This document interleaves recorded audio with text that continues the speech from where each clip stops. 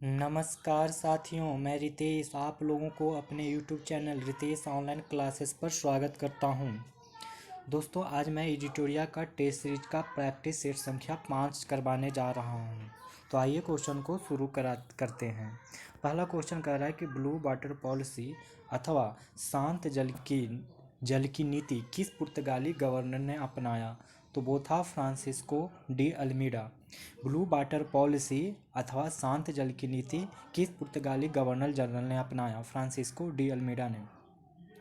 Almeida ने भारत में एक ऐसा दुर्ग बनाया जिसका उद्देश्य सुरक्षा न होकर हिंद महासागर के व्यापार में पुर्तगाली नियंत्रण कर शांतिपूर्वक व्यापार करना था, जिसे ब्लू वाटर पॉलिसी या शांत जल की नीति की संज्ञा दी। क्या था दोस्तों, एक बार फिर से देख लीजिए। अल्मीडा ने भारत में एक ऐसा दुर्ग बनाया जिसका उद्देश्य सुरक्षा न होकर हिंद महासागर के व्यापार में पुर्तगाली नियंत्रण कर शांतिपूर्वक व्यापार करना था, जिसे ब्लू वाटर पॉलिसी अथवा शांत जल की नीति की संज्ञा दी गई। परिणाम स्वरूप 16वीं शताब्दी में हिंद महासागर पुर्तगाली सागर के रूप में परिवर्तित हो गया। भारत में न्याय व्यवस्था का जन्मदाता किसे माना जाता है? तो माना जाता है वारेन हेस्टिंग्स को। भारत में न्याय व्यवस्था का जन्मदाता किसे माना जाता है? वारेन हेस्टिंग्स को। देखिए, 1773 में रेगुलेटिंग एक्ट आया था। इसके तहत 1774 में कलकत्ता में एक सुप्रीम कोर्ट की स्थापना की। देखिए, उस टाइम का ये सुप्रीम कोर्ट है, आज का नहीं। आज का सुप्रीम कोर्ट हमारा दिल्ली में है। इसके मुख्य न्यायाधीश इम्पे थे। 1774 में जो सुप्रीम कोर्ट बनाया गया कलकत्ता में, इसके जो मुख्य न्यायाधीश थे पहली बार, वो थे इलिजा इम्पे। देखिए, इनके साथ 3 और अन्य न्यायाधीश भी थे। एक का नाम था चैम्बर्स, दूसरे का नाम था लिमेस्टर, तीसरे का नाम था हाइड। Chambers, लिमेस्टर and hide. इस प्रकार वारेन हेस्टिंग्स को भारत में न्यायिक सेवा का जन्मदाता माना जाता है। चलिए अगला question. Asiatic society of Bengal की स्थापना का मुख्य उद्देश्य क्या था? तो मुख्य उद्देश्य था प्राचीन भारतीय पुस्तकों का आंग्ल भाषा में अनुवाद करना। एशियाटिक सोसाइटी ऑफ बंगाल का स्थापना का मुख्य उद्देश्य क्या था? तो प्राचीन भारतीय पुस्तकों का आंग्ल भाषा में अनुवाद करना। इसका स्थापना हुआ था 1784 में। किसका? एशियाटिक सोसाइटी ऑफ बंगाल का। एशियाटिक सोसाइटी ऑफ बंगाल का स्थापना कब हुआ? 1784 ईस्वी में। किसके द्वारा हुआ? तो विलियम जोन्स के द्वारा हुआ। किसके द्वारा हुआ? तो विलियम जोन्स के द्वारा हुआ। देखिए, इस सोसाइटी का मुख्य उद्देश्य जो था वो था प्राचीन भारतीय पुस्तकों का आंग्ल भाषा में अनुवाद करना। इस सोसाइटी द्वारा अनुवादित पहली पुस्तक जो थी विल्किंसन के द्वारा भगवद गीता थी। इस सोसाइटी से पहला रूपांतरण किसका हुआ था? तो भगवद गीता का। किसने किया? तो विल्किंसन ने किया। विल्किंसन ने ही दूसरी पुस्तक हितोपदेश का भी अनुवाद अंग्रेजी में किया। हितोपदेश दूसरा किताब था। पहला किताब भगवत गीता हुआ, दूसरा किताब हितोपदेश हुआ, जिसका इंग्लिश में ट्रांसलेट किया। और दोनों ही नहीं, दोनों किताब को ही विल्किंसन द्वारा किया गया। विलियम जोन्स ने कालिदास की रचना अभिज्ञान शकुंतलम का अनुवाद अंग्रेजी में अनुवाद किया। विलियम जोन्स ने कौन सा किताब को किया? तो कालिदास की रचित अभिज्ञान शकुंतलम को। देखिए, कौन सा मात्र गवर्नर था जिस पर महाभियोग लगाया गया? तो वो लगाया गया था, आप जानते हैं, वारेन हेस्टिंग्स पे। यही एकमात्र ऐसा गवर्नर जनरल था जिस पर महाभियोग लगाया गया था। यह महाभियोग जो था वो बर्क नामक इंसान ने लगाया था, परंतु हेस्टिंग्स को बरी कर दिया गया। किस अधिनियम के तहत विधायी कार्यों को प्रशासनिक कार्यों से पृथक करने की व्यवस्था की गई? तो वो किया गया 1853 के चार्टर अधिनियम। किस अधिनियम के तहत विधायी कार्यों को प्रशासनिक कार्यों से पृथक करने की व्यवस्था की गई? तो 1853 का चार्टर अधिनियम। इस अधिनियम के तहत विधि निर्माण के लिए एक अलग से 12 सदस्यीय विधान परिषद की स्थापना की। इस अधिनियम के तहत विधि निर्माण के लिए एक अलग से 12 सदस्यीय विधान परिषद की स्थापना की गई। इस अधिनियम में विधायी कार्यों को प्रशासनिक कार्यों से पृथक करने की व्यवस्था की गई। अगला क्वेश्चन। किस आंदोलन किस आंदोलन के शुरू होने से एक सप्ताह पूर्व जवाहरलाल नेहरू ने घोषणा की कि संघर्ष, निरंतर संघर्ष मेरा यही उत्तर है? एमरो एवं क्रिप्स को, एमरो एवं क्रिप्स को, फिर से सुनिए क्वेश्चन। किस आंदोलन के शुरू होने से एक सप्ताह पूर्व जवाहरलाल नेहरू ने घोषणा की, संघर्ष, निरंतर संघर्ष मेरा यही उत्तर है? एमरो एवं क्रिप्स को। इसका आंसर क्या हो जाएगा? तो भारत छोड़ो आंदोलन। सुनिए, अगस्त 1942 में तिलक दिवस पर बोलते हुए, मैंने तिलक दिवस जब मनाया जाता था, अगस्त 1942 में मनाया गया, तो उस पर पंडित जवाहरलाल नेहरू ने साफ साफ शब्दों में घोषणा किया कि संघर्ष, निरंतर संघर्ष मेरा यही उत्तर है। एमरो एवं क्रिप्स को, मैंने एमरो क्रिप्स को एक ही उत्तर दिया जाना चाहिए, संघर्ष और निरंतर संघर्ष, यही उत्तर था जवाहरलाल नेहरू का। इससे पूर्व 4 जुलाई 1942 को वर्धा की कांग्रेस कार्य समिति की बैठक में, कब? 4 जुलाई 1942 को वर्धा वर्धा वर्धा की कांग्रेस कार्य समिति की बैठक में भारत छोड़ो आंदोलन के प्रस्ताव को स्वीकार कर लिया गया। एमरो, उस वक्त के एमरो कौन थे?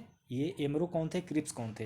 क्रिप्स मिशन वाले जो स्टैफोर्ड क्रिप्स थे वो, और एमरो, एमरो उस वक्त के ब्रिटेन के विदेश मंत्री थे। ठीक है, उस वक्त के मैंने 1942 में अगर कोई पूछे कि ब्रिटेन के विदेश मंत्री कौन थे, तो आप बताएंगे एमरो। ठीक है, अगला, शिवाजी की कर व्यवस्था निम्नलिखित में से किसके कर व्यवस्था पर आधारित थी? तो वो थी मलिक अंबर के। शिवाजी के कर व्यवस्था निम्नलिखित में से किसके कर व्यवस्था पर आधारित थी? तो मलिक अंबर। शिवाजी की कर व्यवस्था मलिक अंबर की कर व्यवस्था पर आधारित थी। शिवाजी ने रस्सी द्वारा माप की व्यवस्था के स्थान पर काठी एवं मानक छड़ी का आरंभ किया। शिवाजी के समय कुल उपज का 33% भाग राजस्व के रूप में वसूला जाता था। कितना वसूला जाता था? तो 33%। एक्सप्लेनेशन को आप एक बार फिर से सुनेंगे और समझेंगे। शिवाजी की कर व्यवस्था मलिक अंबर की कर व्यवस्था पर आधारित थी। शिवाजी ने रस्सी द्वारा माप की व्यवस्था के स्थान पर काठी एवं मानक छड़ी के प्रयोग को आरंभ किया। ठीक है, कितना प्रतिशत था? तो 33% था। वर्ष 1907 के सूरत अधिवेशन में कांग्रेस में नरम दल एवं गरम दल के बीच विभाजन का निम्नलिखित में से कौन सा कारण नहीं था? तो वो संविधान सभा के गठन की मांग नहीं था, क्योंकि इसकी मांग तो बाद में हुआ, सहयोग आंदोलन के बाद, एम.एन. रॉय के द्वारा 1933 के आई थिंक टाइम पे हुआ था। तो उस वक्त जो गरम दल और नरम दल में जो मुख्य था वो क्या था? स्वराज की मांग, राष्ट्रीय शिक्षा नीति की मांग, बहिष्कार की मांग। एनीवे, हम और देखते हैं इसका सॉल्यूशन। 1906 में क्या हुआ कि कांग्रेस अधिवेशन में स्वराज की मांग पहली बार की गई। 1907 के सूरत अधिवेशन में कांग्रेस संगठन उदारवादी अथवा नरम तथा उग्रवादी अथवा गरम दल में विभाजित हो गया। अधिवेशन में लोकमान्य तिलक के नेतृत्व में गरम दल ने स्वराज, राष्ट्रीय शिक्षा और बहिष्कार संबंधी प्रस्तावों के पास किए जाने का आग्रह किया। गरम दल यानी स्वराज, राष्ट्रीय शिक्षा और बहिष्कार संबंधी प्रस्ताव को पारित करने का आग्रह कौन किया? तो गरम दल ने। और उदारवादियों ने इनका विरोध किया। झगड़ा बढ़ने पर उदारवादियों ने उग्रवादियों को कांग्रेस से निष्कासित कर दिया। मतलब झगड़ा करने पर उग्रवादी को बाहर निकाल दिया गया कांग्रेस से। देखिए, भारतीय राष्ट्रीय कांग्रेस के किस अधिवेशन में पूर्ण स्वराज के लिए प्रस्ताव पारित किया गया था? तो लाहौर अधिवेशन में पूर्ण स्वराज के लिए प्रस्ताव पारित किया गया था।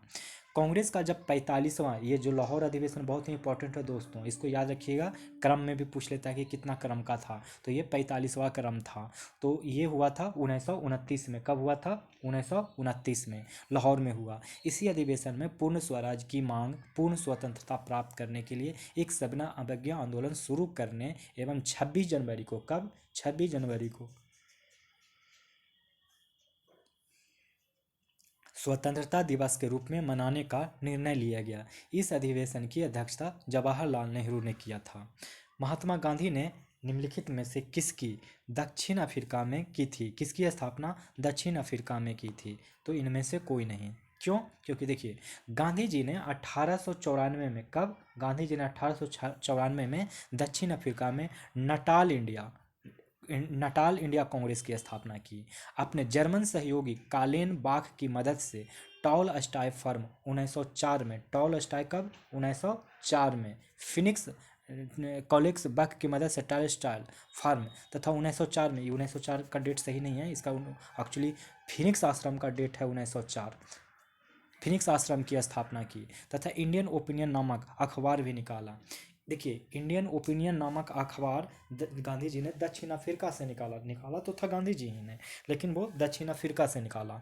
और Tolstoy farm, Natal India Congress, Phoenix ashram को 1904 में और नटाल इंडिया कांग्रेस को 1894 में स्थापना की गांधी जी के द्वारा, जो कि दक्षिण अफ्रीका में थी। खिलाफत आंदोलन के संबंध में निम्नलिखित कथनों पर विचार करना है, तो और विचार करके ये बताना कि कौन सा कथन सही होगा। तो देखिए, पहला स्टेटमेंट कह रहा है कि खिलाफत आंदोलन 1919 से 1920 महात्मा गांधी के नेतृत्व में भारतीय मुसलमानों का एक आंदोलन था। तो हाँ, था खिलाफत आंदोलन। खिलाफत आंदोलन 1919, डेट देख लीजिएगा क्या है, खिलाफत आंदोलन 1919-20 मोहम्मद अली और शौकत अली के नेतृत्व में भारतीय मुसलमानों का एक आंदोलन था। ये बात भी कहना सही है। 1921 में 396 हड़तालें हुई, जिनमें 6 लाख कर्मचारी, इकाई दहाई 17,000 10,000 लाख, 6 लाख कर्मचारी शामिल थे और 70 लाख कार्य दिवसों का नुकसान हुआ। ठीक है, तो इसका तीनों ही आंसर सही है दोस्तों, तीनों ही आंसर क्या है, सही है।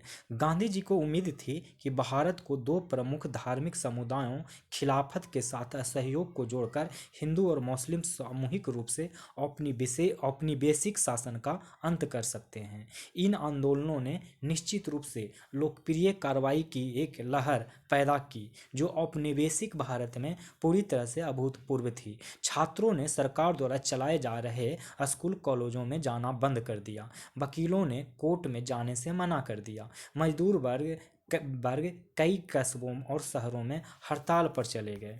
ये हुआ था। अब देखेंगे 12 नंबर का क्वेश्चन। ब्रिटिश ने पंजाब को निम्नलिखित में से किस वर्ष में अपने राज्य में मिलाया था? तो वो मिलाया था 1849 में। ब्रिटिश ने पंजाब को निम्नलिखित में से किस वर्ष में अपने राज्य में मिलाया था? 1849 में। लॉर्ड डलहौजी ने गुजरात युद्ध के बाद 1849 ईस्वी में पंजाब का विलय ब्रिटिश साम्राज्य में किया था। कब किया था लॉर्ड डलहौजी ने गुजरात युद्ध के बाद? तो 1849 ईस्वी में पंजाब का विलय ब्रिटिश साम्राज्य में किया था। देखिए, 1849 ईस्वी से में पंजाब प्रशासनिक व्यवस्था 3 सदस्यों की एक कमेटी को सौंपी गई। हेनरी लॉरेंस को प्रशासनिक व्यवस्था, जॉन लॉरेंस को भू राजस्व व्यवस्था तथा चार्ल्स मैसर्न को न्याय विभाग का अध्यक्ष बनाया गया। इस प्रकार पंजाब राज्य ब्रिटिश साम्राज्य का अंग बन गया। आप इससे एक बार फिर से सुनेंगे और समझेंगे। पहले तो क्वेश्चन समझिए कि ब्रिटिश ने पंजाब को निम्नलिखित में से किस वर्ष में अपना राज्य मिलाया? तो 1849। देखिए, लॉर्ड डलहौजी ने गुजरात युद्ध के बाद 1849 ईस्वी में पंजाब का विलय ब्रिटिश साम्राज्य में किया था। 1849 ईस्वी में पंजाब प्रशासनिक व्यवस्था 3 सदस्यों की एक कमेटी को सौंपी गई। पंजाब प्रशासनिक व्यवस्था में 3 सदस्यों की एक कमेटी सौंपी गई। पहला हेनरी लॉरेंस था, इसने प्रशासनिक व्यवस्था संभाला। प्रशासनिक व्यवस्था का सदस्य मतलब अध्यक्ष कौन था? तो हेनरी लॉरेंस। फिर जॉन लॉरेंस को भू राजस्व व्यवस्था बनाया गया। तो भू राजस्व व्यवस्था के कौन थे? तो जॉन लॉरेंस। चार्ल्स मैसर्न को न्याय विभाग दिया गया। न्याय विभाग किसको दिया गया? चार्ल्स मैसर्न को। ठीक है, अगला, स्वामी दयानंद सरस्वती ने 1875 में आर्य समाज की स्थापना कहाँ हुई? तो मुंबई में। स्वामी दयानंद सरस्वती ने 1875 ईस्वी में आर्य समाज की स्थापना कहाँ की? तो मुंबई में। देखिए, स्वामी दयानंद सरस्वती द्वारा 1875 ईस्वी में मुंबई में आर्य समाज की स्थापना की गई तथा 1877 में, ये तो 75 में हो गया आर्य समाज, तो देखिए 1877 की क्या कहानी है।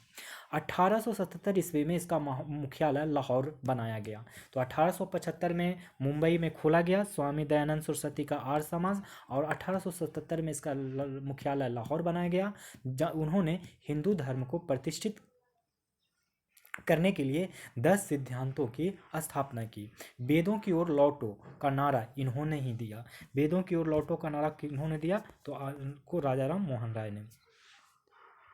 देखिए, नए भारत का पैगंबर किसे कहा जाता है? तो वो कहा जाता है राजा राम मोहन राय को। नए भारत का पैगंबर किसे कहा जाता है? राजा राम मोहन राय को। राजा राम मोहन राय को भारतीय पुनर्जागरण का पिता तथा भारतीय राष्ट्रवाद एवं नए भारत का पैगंबर कहा जाता है।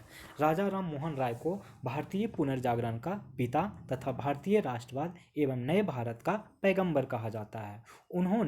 उन्हें नव भारत का तारा तथा नव जागरण का अग्रदूत भी कहा जाता है। क्या क्या कहा जाता है दोस्तों? तो देखिए, सबसे पहले तो भारतीय पुनर्जागरण का पिता कहा जाता है, फिर भारतीय राष्ट्रवाद एवं नए भारत का पैगंबर कहा जाता है, उन्हें नव भारत का तारा भी कहा जाता है तथा नव जागरण का अग्रदूत भी कहा जाता है। इन्होंने 1828 ईस्वी में, कब दोस्तों? 1828 में ब्राह्मण समाज की स्थापना की तथा सती प्रथा का अंत किया। 1828 में कौन से समाज की स्थापना किया था? तो ब्राह्मण समाज की स्थापना किया था और सती प्रथा का अंत भी करवाया। अर्थशास्त्र के लेखक कौटिल्य ने ब्रिसल और पाषंड कहकर किसे संबोधित किया है? तो वो संबोधित किया है बौद्ध जैन आजीवक संप्रदाय के अनुयायियों को। अर्थशास्त्र के लेखक कौटिल्य ने ब्रिसल और पाषंड कहकर किसे संबोधित किया है? तो बौद्ध जैन आजीवक संप्रदाय के अनुयायियों को।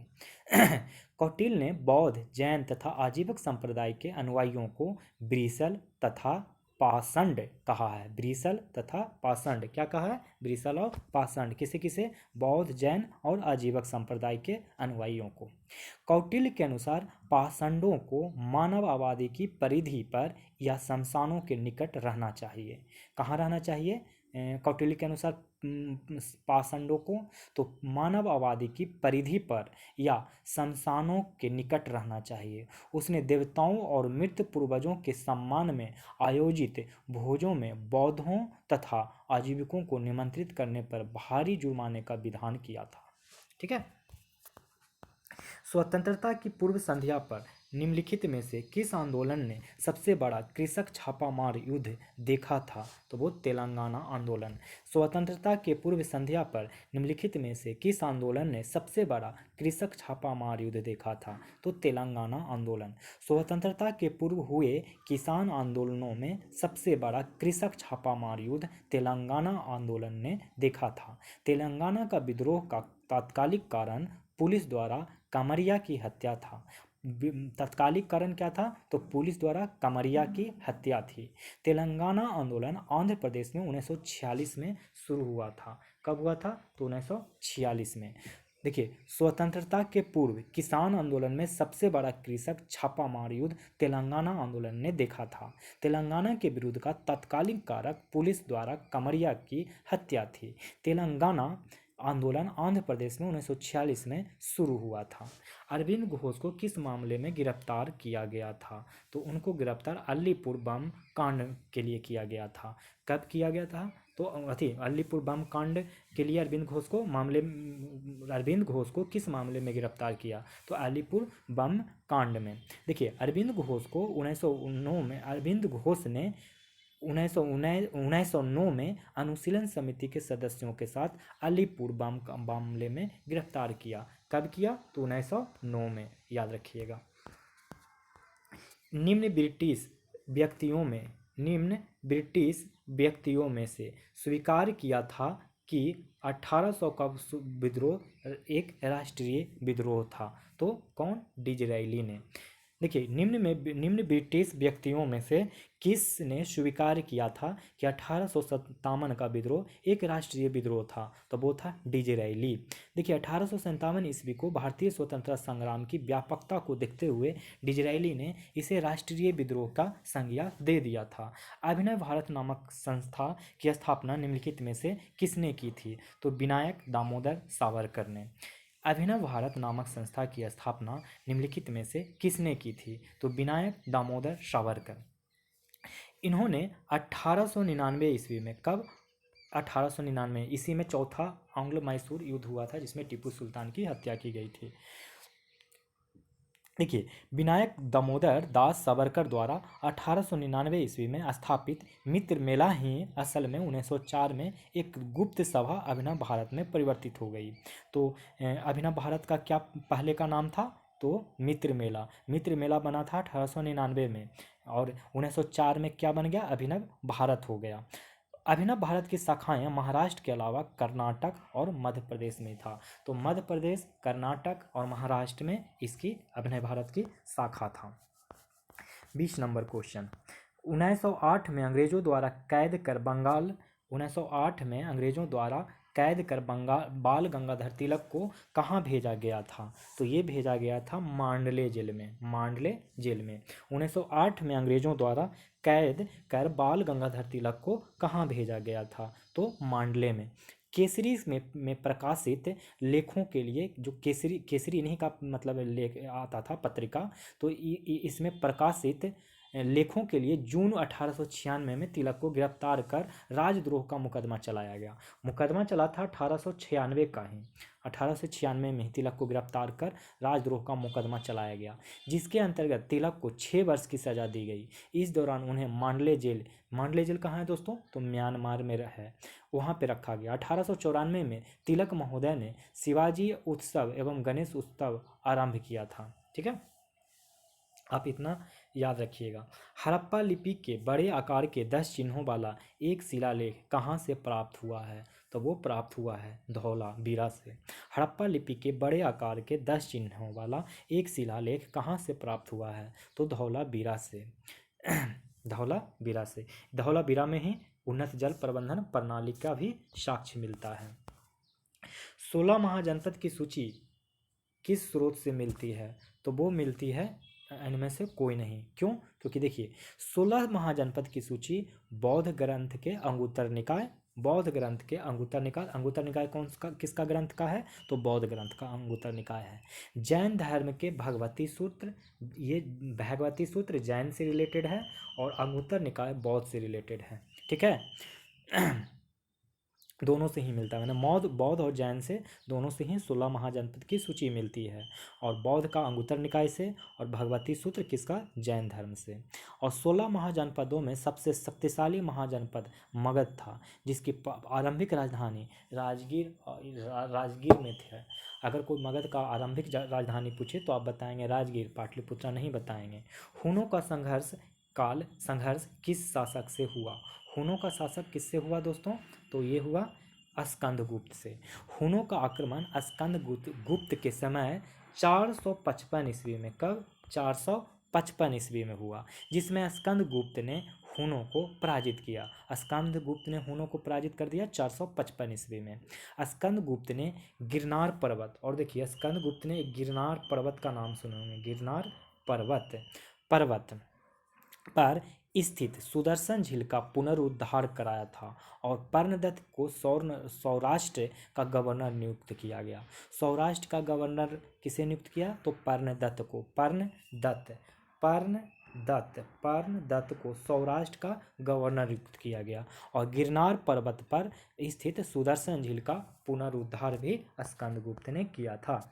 कुशल स्थानीय स्वशासन के लिए प्रसिद्ध राजवंश कौन है? तो इसके बारे में तो आप जानते हैं, चोल शासन की प्रमुख विशेषता ही स्वायत्त स्थानीय शासन थी। चोल वंश का संस्थापक कौन था? तो विजयालय था। इसकी राजधानी, चोल की राजधानी कहाँ थी? तो तंजौर में। विजयालय चोल वंश के संस्थापक थे। ठीक है, द्वितीय संगम का आयोजन किया गया था। तो द्वितीय संगम का आयोजन कपाटपुरम में किया गया था। संगम युग में पांड्य राजाओं के संरक्षण में टोटल 3 संगम का आयोजन हुआ था। तो यही पूछ रहा है द्वितीय, आप यहाँ पे याद रखिए, मैं तीनों बता देता हूँ। पहला संगम, दूसरा संगम और तीसरा संगम। पहला जो संगम हुआ वो मदुरई में हुआ। कहाँ पे हुआ? मदुरई में। दूसरा संगम हुआ कपाटपुरम में। और जो तीसरा संगम हुआ जो भी मदुरई। आप मदुरई माने मदुरई MKM याद रखिए, MKM ऐसे याद रख लीजिए। मम्मी के मम्मी, ठीक है, मम्मी के मम्मी। तो मम्मी के मम्मी, देखिए एम बोले तो मदुरई, के बोले तो कपाटपुरम, एम बोले तो मदुरई। कपाटपुरम मदुरई, मम्मी के मम्मी, मम्मी के मम्मी, एम बोले तो मदुरई, के बोले तो कपाटपुरम, एम बोले तो मदुरई। आप याद रखेंगे तीन गो संगम संगम तीन गो संगम आयोजन हुआ था। पहला कहाँ तो मदुरई, दूसरा कपाटपुरम, तीसरा मदुरई। बस खत्म। 26 नंबर क्वेश्चन, 26 नंबर क्वेश्चन में कह रहा है कि सुमेलित करना है, तो सुमेलित करते हैं। आइए देखिए, हुमायूं का मकबरा कहाँ है दोस्तों, तो हुमायूं का मकबरा दिल्ली में है। शेर शाह का मकबरा कहाँ है, तो सासाराम यानी कि बिहार। सासाराम कहाँ है, बिहार में है, तो बिहार। और जहांगीर का मकबरा कहाँ है, तो लाहौर। जहांगीर लाहौर। अकबर का सिकंदरा। एक बार फिर से देख लीजिए, हुमायूं, हुमायूं का दिल्ली, हुमायूं का बेटा अकबर का सिकंदरा, हुमायूं का दिल्ली, हुमायूं का बेटा अकबर का सिकंदरा, और अकबर फिर जहांगीर का लाहौर, और शेर शाह का सासाराम। चलिए, नादिर शाह का आक्रमण निम्नलिखित में से किस मुगल बादशाह के समय हुआ था, तो ये हुआ था मोहम्मद शाह। किसके शासनकाल में, मोहम्मद शाह। नादिर शाह का आक्रमण कब हुआ था, तो 1739 में नादिर शाह का आक्रमण हुआ था। मोहम्मद शाह के समय में हुआ था। किसके शाह में, तो मोहम्मद शाह के समय में। मोहम्मद शाह मयूर सिंहासन पर बैठने वाला अंतिम शासक भी था। यही वो अंतिम शासक मुगल शासक का अंतिम था जो जिसने मयूर सिंहासन पर बैठने वाला था। नादिर शाह तख्त तायूस तथा कोहिनूर हीरा लेकर फारस वापस लौट गया। नादिर शाह क्या क्या चीज़ ले गया दोस्तों, तो तख्त तायूस जिसे को मयूर सिंहासन कहते हैं, और कोहिनूर का हीरा। अब नादिर शाह का भी एक और नाम था जिसे ईरान का नेपोलियन कहा जाता था। ईरान का नेपोलियन किसे कहा जाता है, तो नादिर शाह को। ये बात आप अच्छे से भली भांति आप याद रखेंगे, ठीक है। चलिए, निम्नलिखित में से कौन मुगल साम्राज्य का अंतिम बादशाह था। मुगल साम्राज्य का अंतिम बादशाह कौन था, तो बहादुर शाह द्वितीय। निम्नलिखित में से कौन मुगल साम्राज्य का अंतिम बादशाह था, बहादुर शाह द्वितीय। एक बार फिर से देख लेते हैं इस क्वेश्चन को। निम्नलिखित में से कौन मुगल साम्राज्य का अंतिम बादशाह था, तो था बहादुर शाह द्वितीय। देखिए, बहादुर शाह द्वितीय अथवा बहादुर शाह जफर अंतिम मुगल सम्राट था।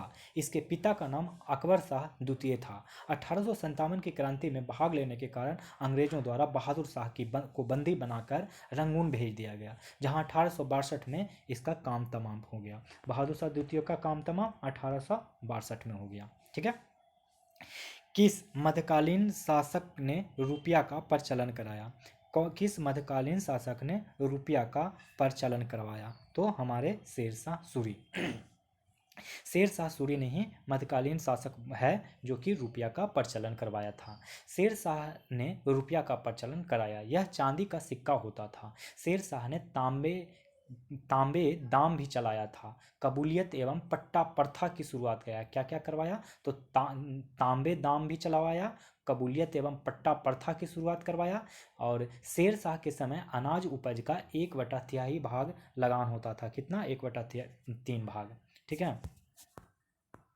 निम्नलिखित में से किस यात्री ने मुगल कालीन शहरों को शिविर नगर की संज्ञा दी।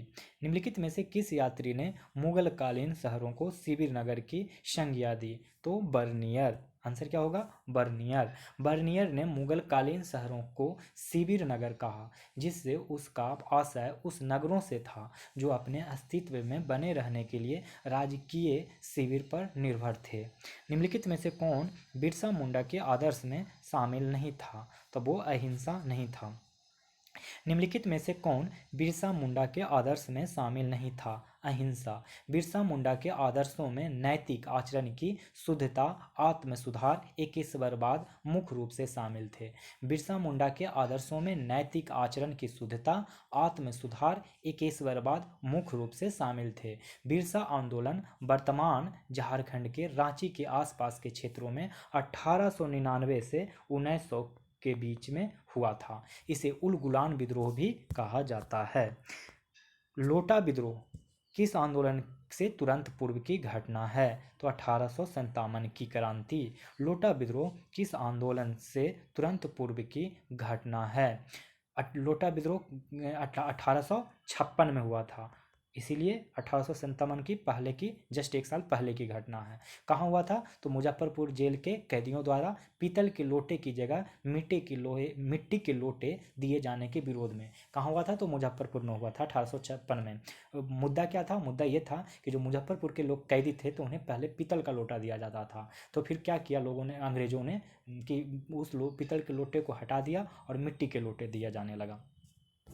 दिल्ली के बादशाह को लाल किला खाली करने का और कुतुब पर जाकर रहने की आज्ञा देने वाला भारत के गवर्नर जनरल और संबंधित बादशाह के जोड़े का चयन करें। तो वो थे लॉर्ड डलहौजी, और जिन्होंने फरमान दिया था बहादुर शाह द्वितीय को। दिल्ली के बादशाह को लाल किला खाली करने और कुतुब पर जाकर रहने की आज्ञा देने वाले भारत के गवर्नर जनरल और संबंधित बादशाह के जोड़े का चयन करें। तो लॉर्ड डलहौजी, बहादुर शाह द्वितीय। वर्ष 1837 में बहादुर शाह द्वितीय दिल्ली का बादशाह बना। आर्थिक कठिनाइयों से परेशान बहादुर शाह ने ब्रिटिश शासन से अपने खर्चे की राशि बढ़ाने के लिए कहा। जवाब में कंपनी ने बादशाह और उसके परिवार के बचे अधिकार भी कंपनी को सौंपने की मांग की, जिसे बहादुर शाह ने अस्वीकार कर दिया। अंग्रेज अफसरों ने बादशाह को खुलेआम अपमान करना शुरू कर दिया।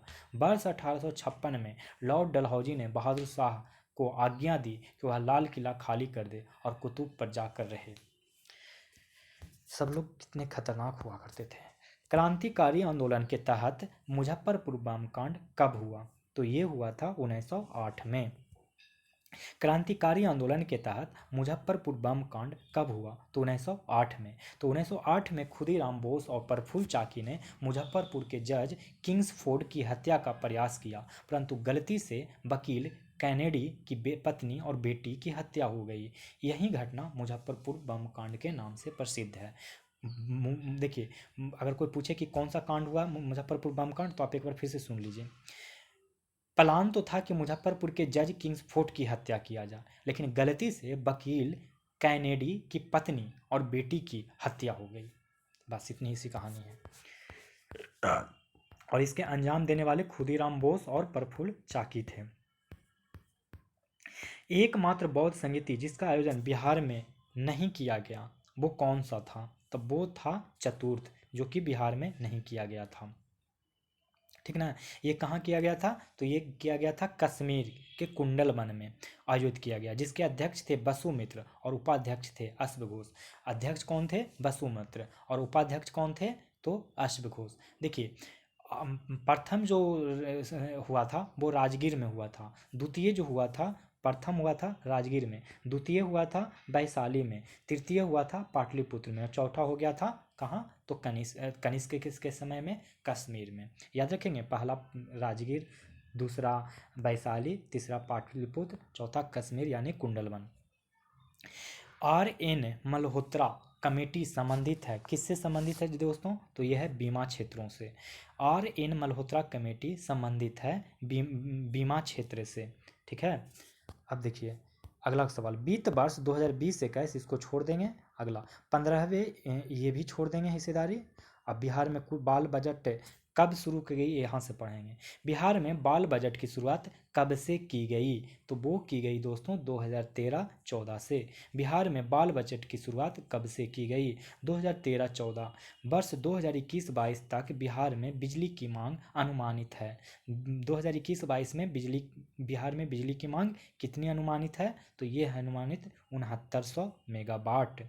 ग्रीन बॉन्ड को उभरते हुए बाजार श्रेणी में भारत का स्थान क्या है? तो यह स्थान द्वितीय है। ग्रीन बॉन्ड के उभरते हुए बाजार श्रेणी में भारत का स्थान दूसरा है, जबकि चीन पहला स्थान पे है। निम्नलिखित में व्यष्टि अर्थशास्त्र के अंतर्गत किसका अध्ययन नहीं किया जाता है? तो ये किसका अध्ययन नहीं किया जाता है? तो व्यक्तिगत इकाई का अध्ययन नहीं किया जाता है। राष्ट्रीय आय का अध्ययन समष्टि अर्थशास्त्र के अंतर्गत किया जाता है। व्यष्टि अर्थशास्त्र के अंतर्गत व्यक्तिगत इकाइयों को आर्थिक व्यवहार का अध्ययन किया जाता है। अब देखते हैं ये, जब कुल उपयोगिता अधिकतम होगा तो सीमांत उपयोगिता कितना होगा? तो शून्य। इसमें से देखिए 3 तरीके का क्वेश्चन बनेगा जो आप लोगों को अच्छे से याद करना है। क्वेश्चन देखिए, कह रहा है कि जब कुल उपयोगिता अधिकतम होगी तो सीमांत उपयोगिता क्या होगा? कुल उपयोगिता एक तरफ रख लीजिए, आप इस तरह से ऐसे याद कर लीजिए, मैं बताता हूँ। देखिए, आप एक चार्ट से याद कर लीजिए, कुल उपयोगिता, उपयोगिता, ठीक है। और लिख लीजिए इधर दूसरे पक्ष में सीमांत उपयोगिता, कुल उपयोगिता और सीमांत उपयोगिता, ठीक है।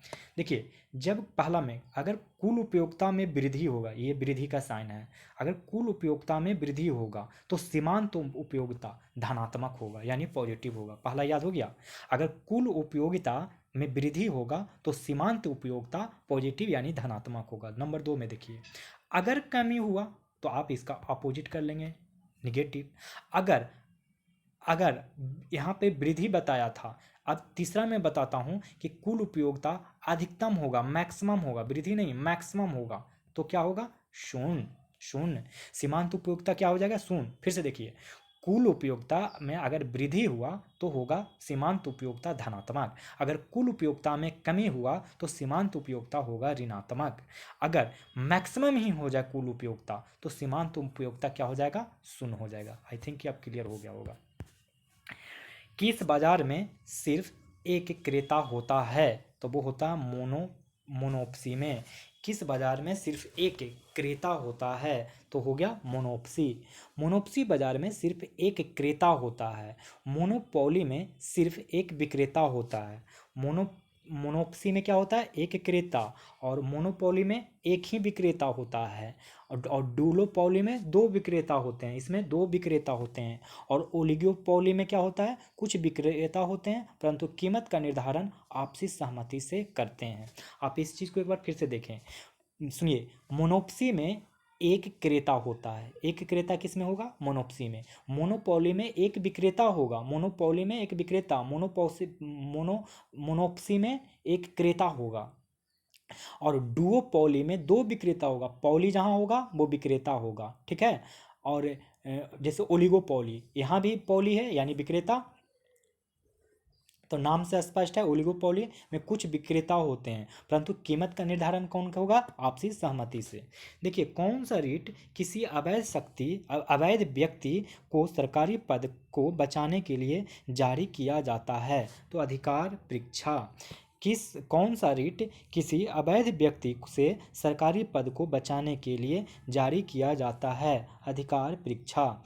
अधिकार परीक्षा की रीट अवैधानिक रूप से यहाँ पे तो लिखा हुआ है, रूप से किसी सार्वजनिक पद पर आसीन व्यक्ति के विरुद्ध जारी किया जाता है। यह रीट सर्वोच्च न्यायालय के द्वारा अनुच्छेद 32 के तहत जारी किया जाता है। यदि राज्यसभा यह प्रस्ताव पारित कर दे कि राष्ट्र हित में यह आवश्यक है कि संसद को राज्य सूची के मामले में कानून बनाना चाहिए, तब संसद इस विषय पर कानून बनाने के लिए सक्षम होगी। यह प्रस्ताव अधिकतम प्रभावी रहेगा कितने दिन तक? तो 1 वर्ष तक। एक वर्ष तक प्रभावी रहेगा दोस्तों। इसे आगे असंख्य बार बढ़ाया जा सकता है, आप जितनी बार चाहें एक एक साल के लिए बढ़ाते चले जाइए, परंतु इसे एक बार में 1 वर्ष से अधिक समय के लिए नहीं बढ़ाया जा सकता। आपको हर साल नोटिफिकेशन निकालना होगा कि देखिए मैं 1 साल के लिए और बढ़ा रहा हूँ। आप 1 साल 1 महीने के लिए नहीं बढ़ा सकते हैं, सिर्फ 1 साल के लिए। अगला सवाल, समवर्ती सूची के अंतर्गत निम्नलिखित में से कौन सा विषय शामिल है? तो वो तीनों, 1 2 3, शिक्षा, वन, परिवार नियोजन क्या है? समवर्ती सूची का विषय है। और जन स्वास्थ्य ये राज्य सूची का विषय है। ये तीनों, शिक्षा, वन, परिवार नियोजन, समवर्ती सूची का विषय है। नियंत्रक एवं महालेखक परीक्षक अपनी लेखा परीक्षण रिपोर्ट निम्न में से किसे सौंपता है? तो ये राष्ट्रपति को सौंपता है। नियंत्रक एवं महालेखक परीक्षक अपनी लेखा परीक्षण रिपोर्ट निम्न में से किसे सौंपता है? तो राष्ट्रपति को सौंपता है, ठीक है। अगला सवाल देखिए। देखिए, ये सवाल बहुत ही इंटरेस्टिंग है, बहुत ही आसान भी है और थोड़ा सा गलत भी है। देखिए दिखाता हूँ। क्या कह रहा है कि निम्नलिखित में सही सुमेलित नहीं है, सही सुमेलित नहीं है जो पूछ रहा है। तो 49 का आंसर इसमें सी दिया है, क्योंकि बोल रहा है कि सभी विकल्प सुमेलित हैं। लेकिन असल में होना क्या चाहिए? ये बी ऑप्शन में 266 का 2 होना चाहिए, और यहाँ पे तो ये बिल्कुल ही सही बन जाएगा आंसर। और यहाँ पे 1, लेकिन सर के अप ऑप्शन में यहाँ पे ई दिया है। तो चलिए मैं सब एक्सप्लेन करता हूँ। देखिए, आपके घर में आप लोग जब जो जो भी मैं मतलब ये इस क्वेश्चन को मैं समझा रहा हूँ इसलिए अच्छे से आप सुनिएगा। हर घर में आप देखते होंगे कि जो नॉर्मल घर होता है, मैंने साधारण घर, जिनके पास आर्थिक स्थिति मतलब एक एवरेज होता है, उसके जो घर के मुखिया होते हैं, जैसे पिताजी पिताजी क्या करते हैं, वो अपने मन में ही बांट के रखते हैं कि अगर हमें अपने बच्चों के लिए शिक्षा के पर खर्च किया जाए तो यहाँ इस अकाउंट से पैसा निकालेंगे, और अगर मुझे घर में राशन पानी के लिए खर्च किया जाए तो हमें इस फंड से इस चीज़ से पैसा निकालना है, मैंने उन अपने अकाउंट्स में इस तरीके से हिसाब किताब रखते हैं। इसी प्रकार से भारत सरकार भी अपने पैसों को रखने के लिए 3 अकाउंट बना के रखा है, जिसमें सुरक्षित रहता है और वही पैसा को खर्च करने के लिए निकालता है। इस प्रकार हमारे देश में, हमारे भारत के पास 3 निधि है, एक संचित निधि हो गया, एक लोक लेखा निधि और एक आकस्मिक निधि। ठीक है, कौन सा निधि? संचित निधि, लोक लेखा निधि, आकस्मिक निधि। देखिए, संचित निधि को अंग्रेजी में कंसोलिडेटेड फंड बोलेंगे। संचित निधि को क्या बोलेंगे? कंसोलिडेटेड फंड बोलेंगे। लोक लेखा निधि को क्या बोलेंगे? पब्लिक अकाउंट बोलेंगे। लोक लेखा निधि को क्या बोलेंगे? पब्लिक अकाउंट बोलेंगे। आकस्मिक निधि को क्या बोलेंगे? Contingency fund. Contingency fund, जेंसी fund, ये बोलेंगे हम लोग आकस्मिक निधि को। अब सुनिए, तीनों का आर्टिकल देख लीजिए। संचित निधि का आर्टिकल होगा 266 का 1, लोक लेखा निधि का आर्टिकल होगा 266 का 2, लोक लेखा निधि का 266 का 2, आकस्मिक निधि का 267, आकस्मिक निधि का 267। देखिए, संचित निधि संसद के अधीन होता है। संचित निधि आपको 2 तरीके से याद रखना है, एक केंद्र के लेवल में संचित निधि होता है, एक हर एक राज्य में संचित निधि होता है। तो हर एक राज्य में संचित निधि होगा तो किसके अधीन होगा? राज्य में तो विधानमंडल के अधीन होगा। और अगर पूछे केंद्र का संचित निधि किसके अधीन में होगा तो संसद के अधीन होगा। इसी प्रकार से लोक लेखा निधि भी है दोस्तों, एक भारत का होता है, एक हर राज्य का होता है। ठीक है। आकस्मिक निधि, अगर भारत के आकस्मिक निधि की बात किया जाए, आकस्मिक निधि, तो अनुच्छेद 267 के 1 में, देखिए आकस्मिक निधि तो 267 में वर्णन है, लेकिन अगर केंद्र के आकस्मिक निधि की हम बात करें तो 267 के 1 में है। अगर हम राज्य की आकस्मिक निधि की बात करें तो 267 का 2 में है। राज्य के आकस्मिक निधि किस में है? तो 267 के 2 में। ठीक है।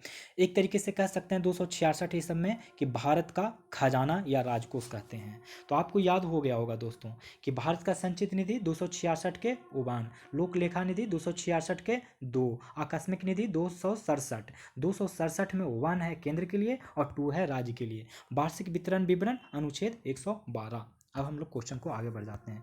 अब देख लीजिए राज्यपाल के संबंध में कि कौन सा कथन सही है। तो देखिए, वह विधानमंडल का अंग होता है। बिल्कुल, विधानमंडल ही बनता है कि विधानसभा, विधान परिषद, जिस राज्य में विधान परिषद हो तो विधान परिषद भी ना हो तो इसको छोड़ देंगे, लेकिन विधानसभा और राज्यपाल के द्वारा ही विधानमंडल का निर्माण होता है, तीनों मिलके।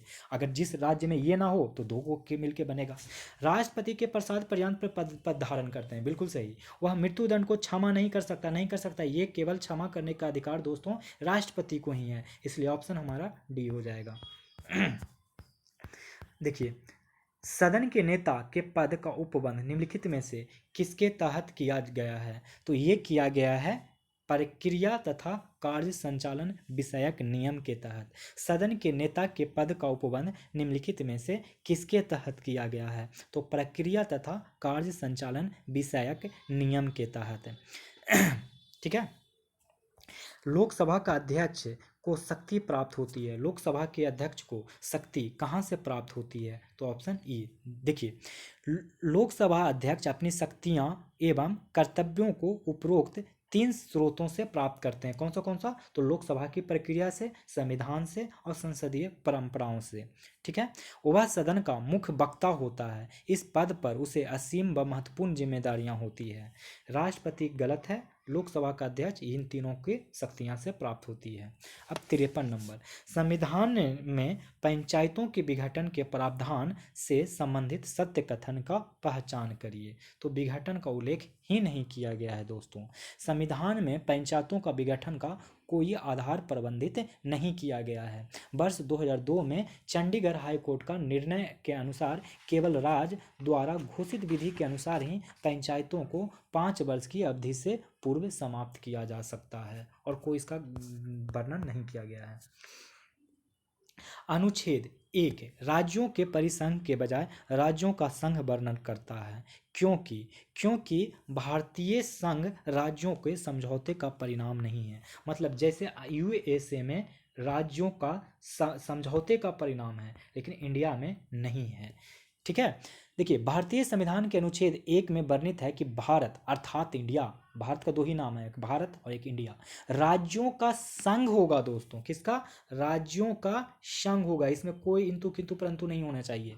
राज्यों का संघ होगा, वो होगा। डॉक्टर भीमराव अंबेडकर के अनुसार राज्यों के परिसंघ के बजाय, देखिए परिसंघ थोड़ा आसान होता है, बजाय राज्यों के संघ को इसीलिए अपनाया गया क्योंकि राज्यों के मध्य समझौते का परिणाम भारतीय संघ नहीं है। साथ ही संघ से अलग होने की राज्यों को अधिकार भी नहीं है। अगर इंडिया में कोई राज्य चाहे कि नहीं हम भारत देश में नहीं रहना चाहते हैं, अलग होना चाहते हैं, तो वो ऐसा पॉसिबल ही नहीं है इंडिया में। लेकिन अगर यूएसए में चाहे कोई राज्य, जैसे फ्लोरिडा चाहे कि मुझे तो अब बाहर निकलना है, यूएसए के साथ नहीं रहना, तो वो निकल सकता है क्योंकि वहाँ परिसंघ है दोस्तों। क्या है? परिसंघ। परिसंघ कमजोर होता है संघ से, संघ ज़्यादा मजबूत होता है। आइए अगला सवाल। भारतीय संविधान की 9वीं अनुसूची के संबंध में सत्य कथन का चयन करना है। तो इसका सत्य कथन क्या होगा? सत्य कथन ई हो जाएगा। क्यों? क्योंकि कथन ए और सी सही नहीं है। ये ए और सी सही नहीं है, बाकी ये दोनों ही सही है। आइए देखते हैं इसका जवाब।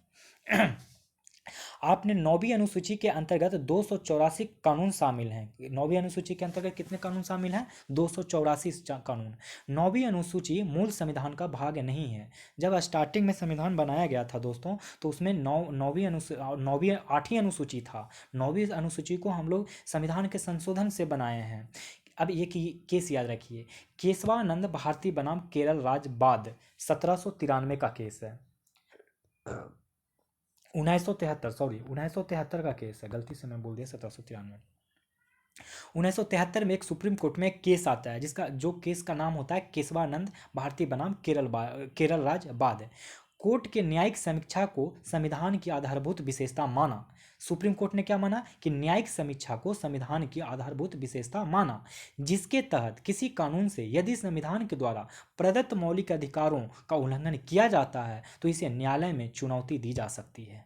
वर्ष 2007 में सुप्रीम कोर्ट ने कहा कि 9वीं अनुसूची में शामिल कानूनों को न्यायिक समीक्षा से किसी प्रकार की छूट नहीं दी जा सकती है। सुप्रीम कोर्ट के निर्णय के अनुसार 24 अप्रैल 1973 के पूर्व के कानूनों की न्यायालय में चुनौती नहीं दी जा सकती है। ठीक है। निम्नलिखित में किस राज्य की सीमा म्यांमार से नहीं लगती है? तो ये नहीं लगती है ई ऑप्शन, क्योंकि बिहार का भी सीमा नहीं लगता है म्यांमार से, और किसका? तो असम का भी नहीं लगता है। असम और बिहार का सीमा म्यांमार से नहीं लगता है। तो म्यांमार से लगने वाले सीमा को आप याद रखेंगे। ये जो इधर नॉर्थ ईस्ट का है, इधर शुरू में अरुणाचल प्रदेश का सीमा लगता है, अरुणाचल के प्रदेश के बाद नागालैंड का भी सीमा लगता है, के बाद मणिपुर और इधर मिजोरम का सीमा लगता है। तो अरुणाचल प्रदेश, नागालैंड, मणिपुर, मिजोरम, अरुणाचल प्रदेश, नागालैंड, अरुणाचल प्रदेश, नागालैंड, मणिपुर और मिजोरम। दोस्तों इसी क्रम में हमारे भारतीय राज्य हैं, तो इसकी सीमा म्यांमार से लगता है। आप एक बार मैप को, अपना इंडियन मैप को निकाल के देख लेंगे। मालवा का पठार किस राज्य का हिस्सा नहीं है? तो महाराष्ट्र का हिस्सा नहीं है। मालवा पठार राजस्थान, मध्य प्रदेश और गुजरात में फैला हुआ है। मालवा का पठार कहाँ कहाँ फैला हुआ है? तो राजस्थान, गुजरात और मध्य प्रदेश में फैला हुआ है। हल्बी या हलवा जनजाति किस राज्य में निवास करते हैं? ये जनजाति किस राज्य में निवास करते हैं दोस्तों? तो ये छत्तीसगढ़ में निवास करते हैं। हलवा जनजाति कहाँ पे निवास करते हैं दोस्तों? तो छत्तीसगढ़ में। छत्तीसगढ़ में हलवा जनजाति निवास करते हैं। अच्छा, इससे कुछ और जनजाति का नाम आप लोग को आज याद करवा दें क्या? थोड़ा सा आप लोगों को कुछ और जनजाति का आज हम नाम याद करवा देते हैं। चलिए देखिए,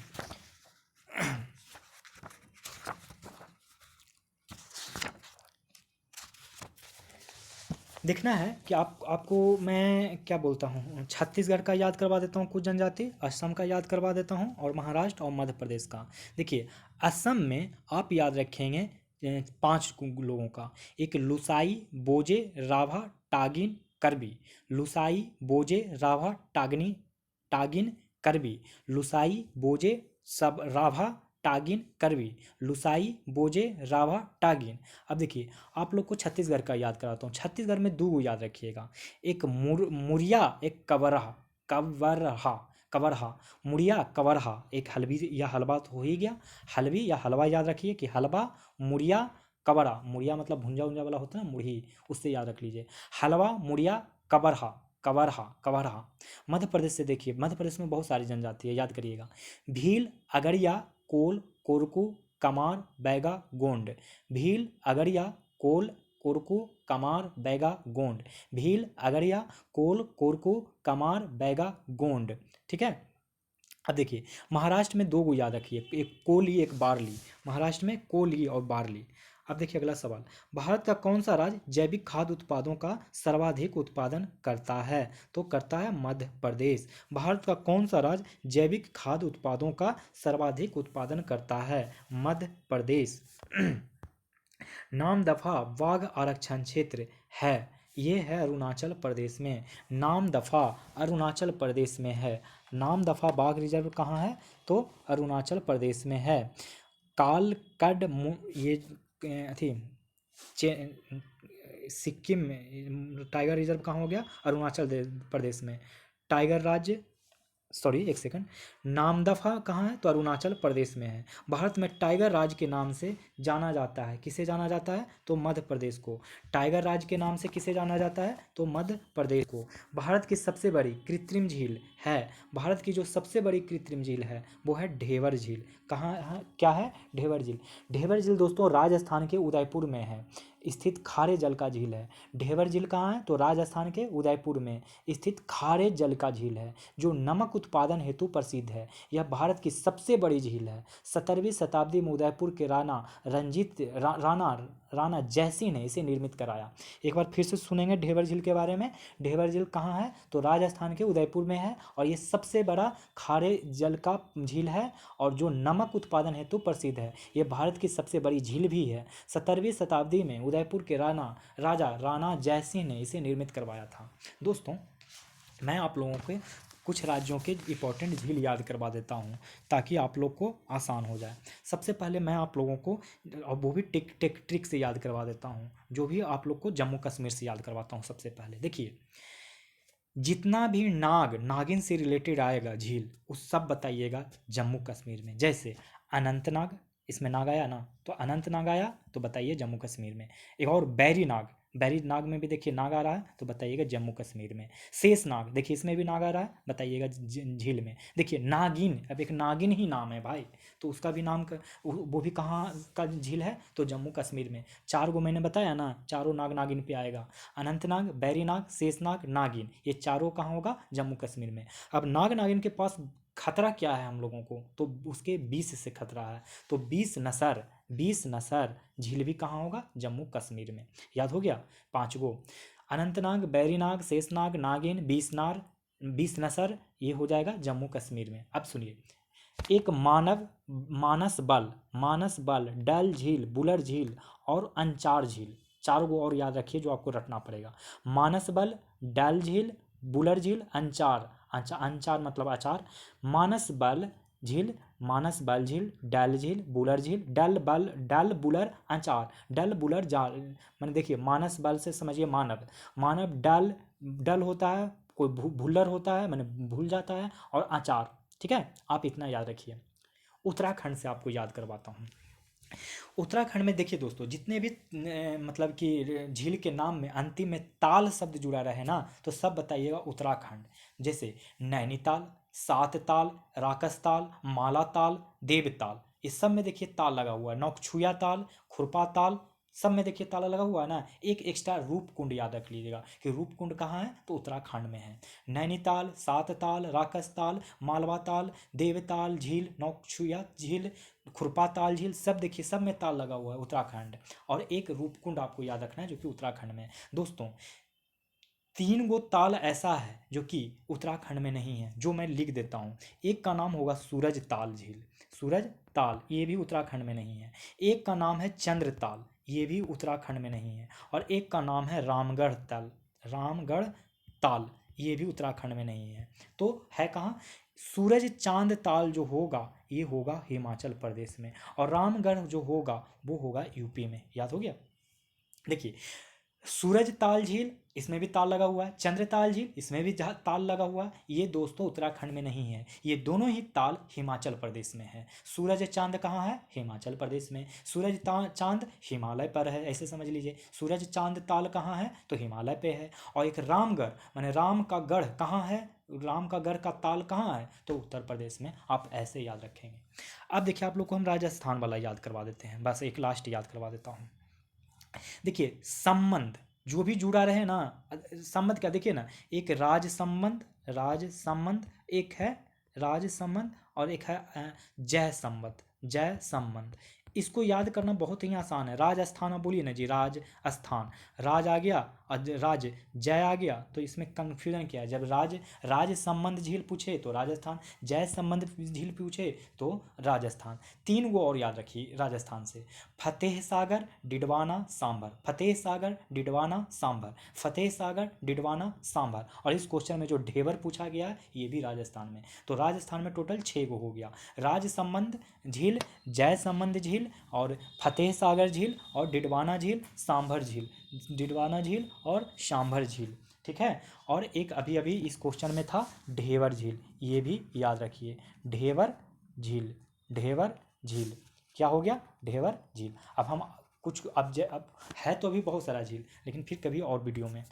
अब आगे बढ़ते हैं। सुंडागर्त किस महासागर में स्थित है? सुंडागढ़ दोस्तों किस महासागर में स्थित है? तो ये स्थित है हिंद महासागर में। सुंडागर्त कहाँ है? तो हिंद महासागर में। सुंडागर्त को जावा ट्रेंच भी कहा जाता है। यह इंडोनेशिया के सुमात्रा के निकट हिंद महासागर में स्थित है। यह गर्त प्रशांत अग्नि वृत्त का हिस्सा है। निम्नलिखित नदियों में से कौन सी विषुवत रेखा को 2 बार काटती है? तो वो है जायरे नदी। जायरे नदी विषुवत रेखा को 2 बार काटती है। अब यहाँ से 3 चीज़ें आप याद रखिएगा। ये आप देख रहे हैं ना, अर्थ में ये 0 डिग्री इक्वेटर है, यहाँ से ऊपर में 23.5 डिग्री इक्वेटर, मतलब कर्क रेखा उसको बोलेंगे। नीचे में साउथ में भी मकर रेखा बोलेंगे। तो देखिए, अभी पूछा गया है विषुवत रेखा, इसको 2 बार कौन सी नदी काटेगी? जायरे, ठीक है। अब सुनिए, कांगो नदी जायरे नदी के नाम से भी जाना जाता है। अफ्रीका की एक प्रमुख नदी है। यह नदी नील नदी के पश्चात अफ्रीका की दूसरी सबसे बड़ी नदी है। जबकि लिम्पोपो नदी, एक नाम याद रखिए, लिम्पोपो, इस रेखा को 2 बार काटती है, माने मकर रेखा को 2 बार काटती है। और माही नदी इस रेखा को काटती है 2 बार, ठीक है। माने कर्क रेखा को माही नदी, मकर रेखा को लिम्पोपो नदी, और जायरे नदी को ही एक और नदी के नाम से जानते हैं, कांगो नदी, जो कि विषुवत रेखा को काटता है। आपको ये तीनों रेखाओं के बारे में पता चल गया। निम्नलिखित में से कौन गर्म धारा है? गर्म धारा कौन है दोस्तों? तो ब्राजील गर्म धारा है, जो अटलांटिक महासागर में ब्राजील तट पर प्रवाहित होती है। फॉकलैंड, लेब्राडोर और कनारी, ये तीनों ही ठंडी जलधारा है। फॉकलैंड, लेब्राडोर, कनारी क्या है? ठंडी जलधारा। ब्राजील की धारा क्या है? गर्म जलधारा। ब्राजील की धारा कौन से महासागर में चलता है? तो अटलांटिक महासागर। इनमें से कौन सी घाटी हिमालय क्षेत्र में स्थित है? तो कौन सी घाटी स्थित है? तो फूलों की घाटी हिमालय क्षेत्र में स्थित है। अरकू घाटी कहाँ है दोस्तों? तो अरकू घाटी आंध्र प्रदेश में है। कहाँ है अरकू घाटी? तो आंध्र प्रदेश में है। कंबम घाटी कहाँ है? कंबम घाटी तो तमिलनाडु में है। शांत घाटी कहाँ है? तो केरल में, ये तो आप जानते हुए करते होंगे। फूलों की घाटी कहाँ है? तो उत्तराखंड में, ये है उत्तराखंड में। देखिए, फूलों की घाटी पूछे उत्तराखंड, अरकू पूछे अरकू घाटी कहाँ है? तो आंध्र प्रदेश। कंबम घाटी पूछे तो तमिलनाडु, शांत घाटी पूछे तो केरल। आप याद रखिएगा। इनमें से पहाड़ियों को उत्तर से दक्षिण सही क्रम में सजाने कह रहा है। तो देखिए, इसका आंसर हो जाएगा अरावली, गिरनार, सतपाल, अनाईमुड़ी। सबसे पहले अरावली आता है, फिर गिरनार आता है, फिर सतमाला आएगा, फिर अनाईमुड़ी आएगा। तो आप इस तरीके से याद रखेंगे। देखिए, इनमें से कौन सी परियोजना चेनाब नदी पर नहीं है? चेनाब नदी पर नहीं है ये पूछ रहा है, तो आप ये बता दीजिए कि चेनाब नदी पे कौन सा परियोजना है। जो बच जाएगा बता देंगे कि वो चेनाब नदी पर नहीं है। तो देखिए, सलाल परियोजना चेनाब नदी पे, बगलिहार परियोजना चेनाब नदी पे, तुलबुल परियोजना चेनाब नदी पे नहीं है, दुलहस्ती परियोजना चेनाब नदी पे है। तुलबुल परियोजना जो है झेलम नदी पे है। तुलबुल किस पे है? झेलम नदी पे, झेलम नदी। सलाल परियोजना चेनाब नदी, बगलिहार परियोजना चेनाब नदी, तुलबुल परियोजना झेलम नदी, दुलहस्ती परियोजना चेनाब नदी। उत्तर पूर्वी मानसून में सबसे अधिक वर्षा प्राप्त करने वाला राज्य है तमिलनाडु। उत्तर पूर्वी मानसून से सबसे अधिक वर्षा प्राप्त करने वाला राज्य है तमिलनाडु। उत्तर पूर्व मानसून से सबसे अधिक वर्षा तमिलनाडु राज्य को प्राप्त होता है। यह वर्षा लौटती हुई मानसून के कारण होती है, जबकि अन्य राज्य असम, बंगाल, उड़ीसा में दक्षिण पश्चिम मानसून के आगमन से होता है। चलिए इतनी बात आप लोगों को याद हो गया होगा। अब हम बढ़ते हैं आगे इसके साथ ही। बैलाडीला खान किसके लिए प्रसिद्ध है? आप बताइए कि बैलाडीला खान किसके लिए प्रसिद्ध है? तो ये प्रसिद्ध है लौह अयस्क के लिए। बैलाडीला खान कहाँ है? तो छत्तीसगढ़ के दंतेवाड़ा जिला में स्थित है। छत्तीसगढ़ के दंतेवाड़ा जिला में है। बैलाडीला कहाँ है दोस्तों? तो छत्तीसगढ़ के दंतेवाड़ा जिला में है। ठीक है। यहाँ हेमेटाइट प्रकार का लौह अयस्क पाया जाता है। इनमें गुजरात का बंदरगाह शहर नहीं है, तो जामनगर गुजरात का बंदरगाह शहर नहीं है। बाकी कांडला, पोरबंदर, भावनगर है। देखिए अगला सवाल, इनमें से कौन सा शहर मेगा सिटी के अंतर्गत नहीं आता है? इनमें से कौन सा शहर मेगा सिटी के अंतर्गत नहीं आता है? चेन्नई मेगा सिटी के अंतर्गत नहीं आता है। देखिए मेगा सिटी से शहर किसको कहते हैं? तो जिनकी कुल नगरीय जनसंख्या 1 करोड़ से अधिक हो, माने उस शहर में 1 करोड़ से अधिक लोग रहते होंगे, उसी को कहा जाता है मेगा सिटी। 2011 में जब जनगणना हुआ था दोस्तों, तो मुंबई में ना 1.84 करोड़ रहते थे, मतलब 2 करोड़ से मात्र 16 लाख कम। मतलब समझ जाइए कि 84 लगभग 90 लाख के आसपास तो इजराइल में है। माने मुंबई तो अपने आप में 2 इजराइल बसा हुआ है। फिर देखिए दिल्ली में 1.63 करोड़, दिल्ली भी एक समझिए कि एक इजराइल से ज़्यादा है, 1.5 इजराइल है पूरा। कोलकाता 1.41 करोड़, सोच लीजिए कोलकाता में 1.41 करोड़ है।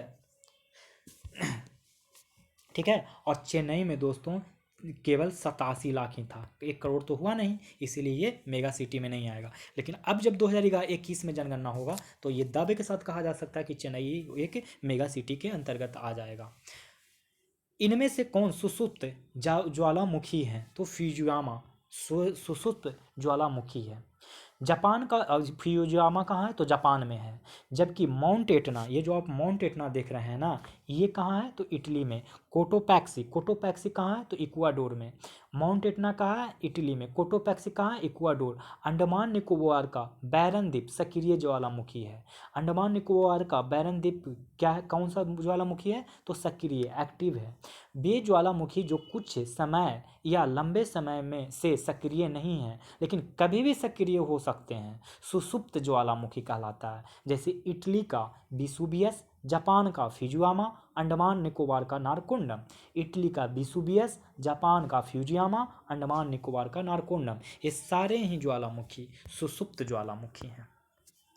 शरीर से हृदय की ओर रक्त ले जाने वाले रक्त वाहिनी को क्या कहा जाता है? तो ये कहा जाता है शिरा।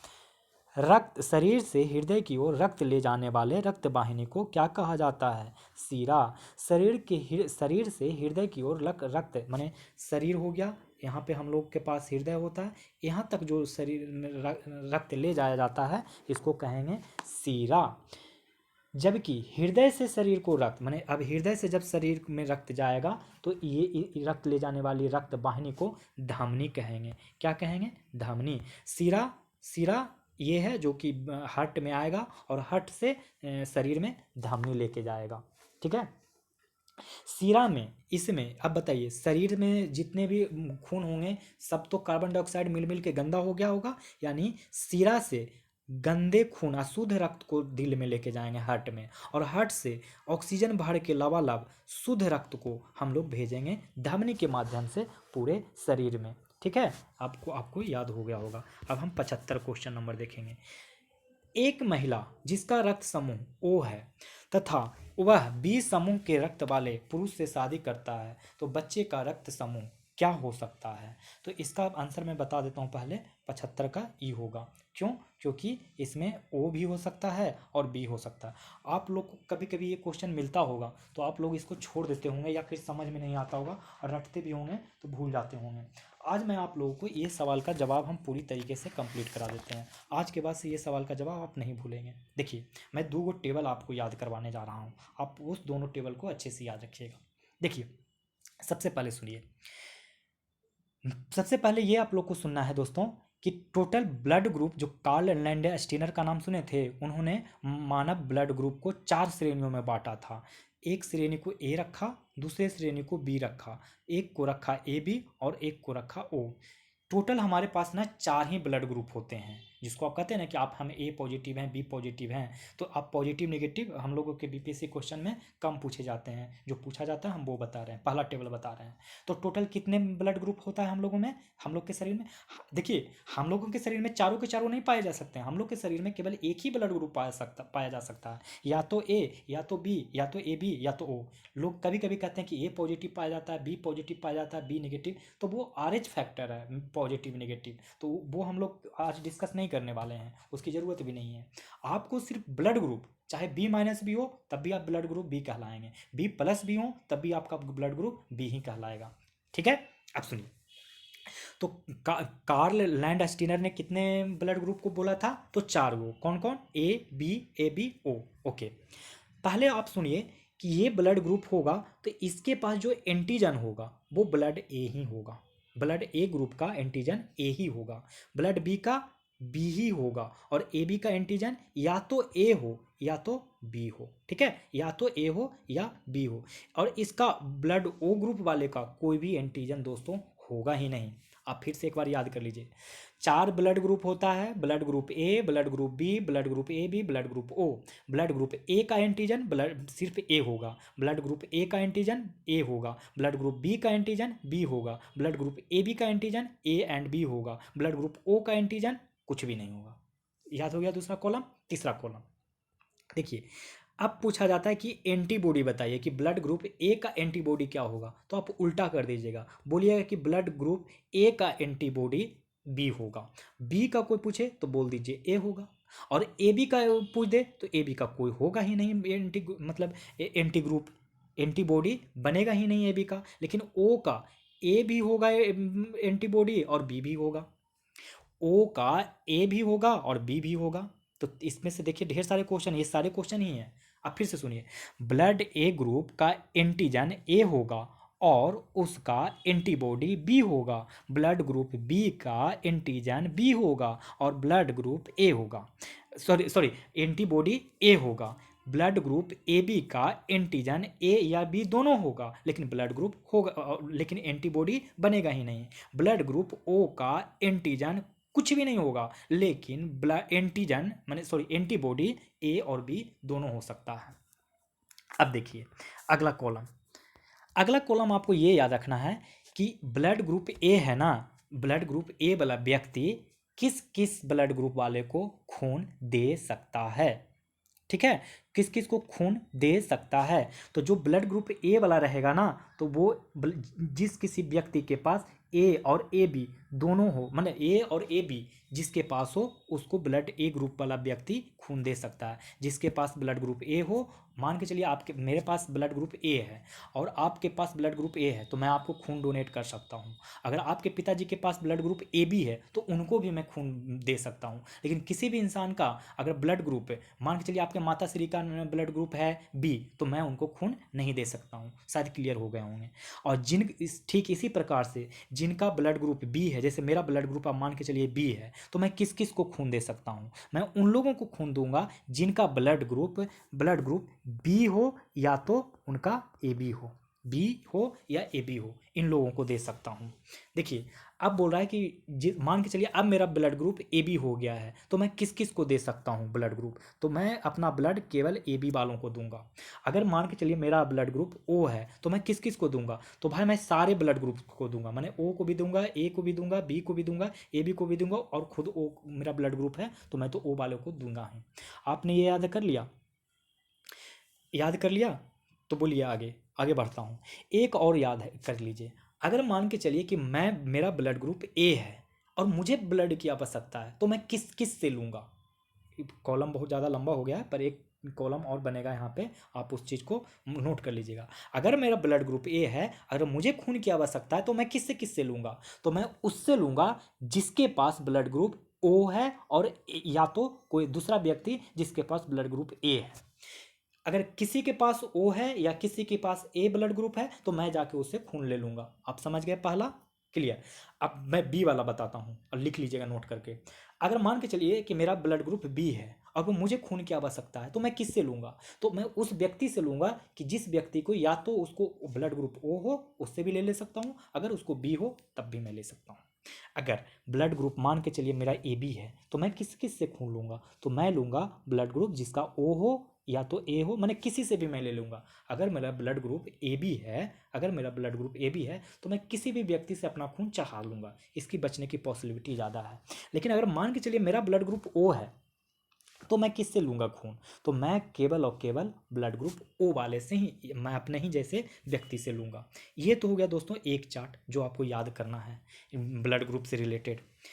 इसको वीडियो को पीछे करके रिवर्स करके आप 2-3 बार देख लीजिए, आपको याद हो जाएगा ये चार्ट। अब सुनिए, अब ये सवाल वाले क्वेश्चन पे आते हैं। मान के चलिए मैं एक लड़का हूँ, ठीक है, मैं एक एग्जाम्पल से ही समझाऊंगा और टेबल पे से ही समझाऊंगा। पहले मैं ऐसे लिखता हूँ, लिखता हूँ कि मैं एक लड़का हूँ और मेरा ब्लड ग्रुप है ओ दोस्तों, क्या है ओ, ठीक है। और मेरी जो जिनसे शादी हुई जिस महिला से, उस महिला के भी ब्लड ग्रुप ओ ही है। मतलब मेरा भी ब्लड ग्रुप ओ है, जिस महिला से मैंने शादी किया तो उस महिला का भी ब्लड ग्रुप ओ ही है। तो पूछ रहा है कि जो मेरा संतान होगा, जो मेरे बच्चे होंगे, वो उसमें से कौन सा ब्लड ग्रुप आएगा। एक तो ये सवाल हो गया कि मैंने क्या संभव है कि कौन सा ब्लड ग्रुप मेरे बच्चे को होगा। दूसरा क्वेश्चन ऐसे भी बनेगा, क्या असंभव है कि मेरे बच्चों को वो ब्लड ग्रुप तो बिल्कुल ही नहीं होगा। जैसे मेरा ब्लड ग्रुप ओ है, मेरी पत्नी का ब्लड ग्रुप, होने वाले पत्नी का ब्लड ग्रुप ओ है, तो मेरे जो संतान होंगे, जो मेरे बच्चे होंगे, उनके ब्लड ग्रुप ओ होने का प्रबल संभावना है दोस्तों। लेकिन उस बच्चे को कभी भी ए बी ब्लड ग्रुप हो ही नहीं सकता। अगर ये तीनों में से कुछ है मेरे बच्चों को, तो भाई सवालिया निशान है उस पत्नी पे। मतलब आप मेरे कहने का मतलब समझ गए होंगे, इसको मजाक के रूप में बस ले लीजिए। अब देखिए, अब मान के चलिए कि मेरा ब्लड ग्रुप ओ ही है, क्योंकि मैं तो ओ ही का व्यक्ति हूँ, और मेरी जो पत्नी है वो अब ए ग्रुप वाली पत्नी आ गई है। एक तो ये हो गया। और मान के चलिए मेरा भी ब्लड ग्रुप ए और मेरी पत्नी का भी ब्लड ग्रुप ए, तो क्या पॉसिबिलिटी बनता है, इन दोनों ही पॉसिबिलिटी में जो बच्चे होंगे या तो ओ ब्लड ग्रुप के होंगे या तो ए ब्लड ग्रुप के, लेकिन मेरे बच्चे कभी भी बी या ए बी के तो नहीं होंगे, ठीक है। अब मतलब फिर से देख लीजिए, जिन लोग को पत्नियों पे डाउट है आप ये इस बार चेक कर लें, या फिर जिन लोग को पति पे डाउट है वो भी चेक करवा सकते हैं। पहले देख लीजिए, मान के चलिए कि ये पति है, माता पिता में माने हम ओ हैं और मेरी पत्नी का ब्लड ग्रुप ए है, या फिर हम भी ए हैं और मेरी पत्नी भी ए है, तो मेरे बच्चे को कौन सा ब्लड ग्रुप हो सकता है, तो या ओ हो जाए या तो ए हो जाए, लेकिन बी और ए भी मेरे बच्चे में तो कभी हो ही नहीं सकता। तो दो क्वेश्चन मैंने याद करवा दिया, दो टाइप का। पहला टाइप का क्या याद करवाया कि मैं भी ओ, मेरी पत्नी भी ओ, मेरे बच्चे को भी ब्लड ग्रुप ओ ही होगा, इसमें कोई कन्फ्यूजन नहीं है इंतु किंतु परंतु।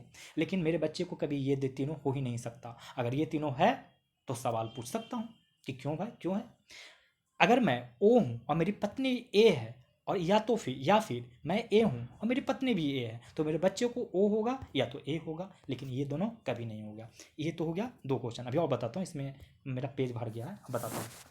अब मान के चलिए कि मैं तो ओ हूँ दोस्तों, मेरी पत्नी जो बन के आई है उस उनकी जो है बी ब्लड ग्रुप है, या फिर मैं भी बी और मेरी पत्नी भी बी, ऐसा पॉसिबिलिटी हो सकता है ना। तो क्या होगा, ऐसी पॉसिबिलिटी में संभव क्या है दोस्तों कि मेरे बच्चे जो होंगे या तो ब्लड ग्रुप ओ के होंगे या तो बी के होंगे, लेकिन मेरे बच्चे कभी भी ए या ए बी के नहीं हो सकते हैं।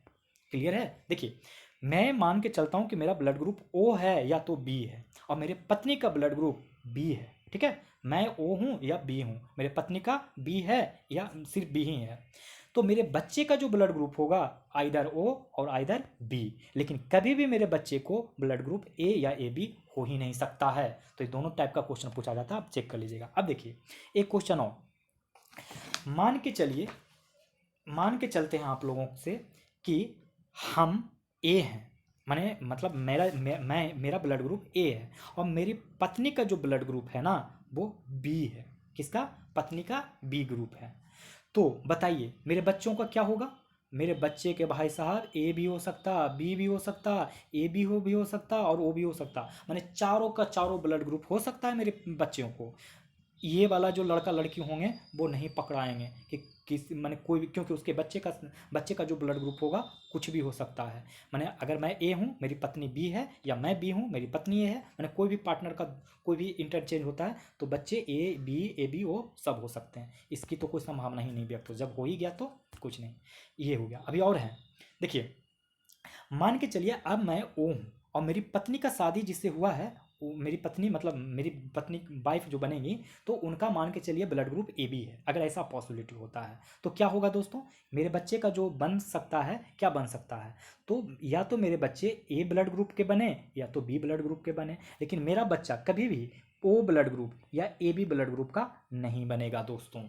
अब क्लियर है? देखिए अगर मैं ओ ब्लड ग्रुप का हूँ और मेरी पत्नी ए बी ब्लड ग्रुप की है तो मेरे बच्चे का ब्लड ग्रुप या तो ए होगा या बी होगा, लेकिन ओ या ए बी नहीं होगा।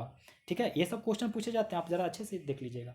अब मान के चलिए फटाफट देखिए अब क्या है, मैं ए हूँ और मेरी पत्नी ए बी है तो क्या होगा, तो मेरे बच्चे ए बनेंगे या बी बनेंगे, ओ तो कभी भी बनेंगे ही नहीं।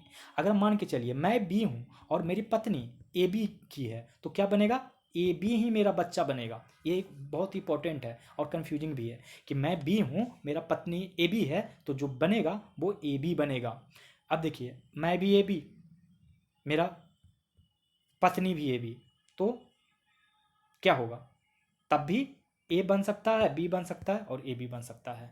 तो और ओ कभी भी नहीं, इन तीनों ही केस में ओ कभी भी नहीं बन सकता है। जब मैं ए रहूं और जब ए बी रहूं तो मेरा बच्चा ए बी दोनों बन सकता है, मैंने तीनों बन सकता है, ए बी ए बी। मैं बी रहूं मेरी पत्नी ए बी तो ये भी तीनों बन सकता है, ओ नहीं बन सकता। मैं ए बी मेरी पत्नी भी ए बी फिर भी ये तीनों बन सकता है, ये नहीं बन सकता है। ये वाला लास्ट स्लाइड को मैं एक बार फिर से करवा देता हूँ। देखिए अगर मान के चलिए कि मैं ओ हूँ और मेरी पत्नी ए बी है तो जो मेरे बच्चे का जो ब्लड ग्रुप होगा वो ए हो सकता है या बी हो सकता है, लेकिन ओ और ए बी नहीं हो सकता है, पहला। दूसरा में है कि अगर मान के चलिए हम ए हैं या मेरी पत्नी ए बी है, या मान के चलिए हम बी हैं मेरा पत्नी ए बी है, या मान के चलिए हम भी ए बी मेरा पत्नी भी ए बी, तो हम तीनों का हम दोनों का जो संतान होगा या तो ब्लड ग्रुप उसका ए होगा या बी होगा या ए बी होगा, लेकिन ओ तो होगा ही नहीं। यही इस स्लाइड था दोस्तों। वीडियो लंबा हो जाएगा, इस क्वेश्चन बहुत ही इंपॉर्टेंट था, बहुत ही अच्छे अच्छे कंसेप्ट मैंने जिक्र कर दिया हूँ, तो आप इसका बना लीजिएगा अच्छे से और 2-3 बार इस वीडियो को देख लीजिएगा बैक करके। अब देखिए क्या कर रहा, एक महिला जिसका रक्त समूह ओ है और पुरुष जिसका रक्त समूह बी है, तो बताइए बच्चे का रक्त समूह क्या होगा। अब कितना आसान है, आप एक बार चार्ट बना लेंगे, उस चार्ट को मेमोराइज करके रखेंगे तो हम बना देंगे ए सर अब ओ होगा और बी होगा, इसलिए आंसर ई हो जाएगा। ठीक है, हाँ थका दिया। एनीवे अब आगे बढ़ते हैं जल्दी से। सफ़ेद फेफड़ा रोग किस उद्योग के मजदूरों में अधिक होता है, तो वो होता है रुई के उद्योग में। सफ़ेद फेफड़ा रोग किस उद्योग के मजदूरों के साथ अधिक होता है, तो रुई उद्योग में। अगला सवाल, मछली के मूत्र में पाए जाने वाला अपशिष्ट पदार्थ होता है, तो वो होता है अमोनिया। मछली के मूत्र में पाए जाने वाला अपशिष्ट पदार्थ होता है अमोनिया। देखिए कई जलीय प्राणी अमोनिया उत्सर्जित होते हैं जिसे अमोनोटोलिक कहा जाता है। अमोनोटोलिक किसे कहा जाता है दोस्तों, तो जो जलीय प्राणी होते हैं जो अमोनिया उत्सर्जित करेंगे उसे अमोनोटोलिक कहेंगे। ठीक है, माने वैसा जलीय प्राणी जो उत्सर्जित करे अमोनिया, माने अमोनिया का निष्कासन करे उसे अमोनोटोलिक कहेंगे। मुख्य उत्सर्जित पदार्थ जो होता है जैसे पादप रोग, पादप माने या जो पेड़ कहते हैं, ये गोंद का नाम सुने हैं ना, लासा को ही गोंद कहा जाता है। लासा उत्सर्जित करेंगे, माने पेड़ जो होगा गोंद के रूप में उत्सर्जित करेगा। और पक्षी सरीसृप, जो पक्षी होते हैं वो क्या करेंगे, यूरिक अम्ल निकालेंगे, यूरिक अम्ल निकालेंगे। और सरीसृप भी, पक्षी और सरीसृप यूरिक अम्ल निकालेंगे। मानव एवं अन्य स्तनधारी यूरिया, मानव भी यूरिया निकालता है, हम लोग भी अमोनोटोलिक होते कहलाएंगे एक तरीके से।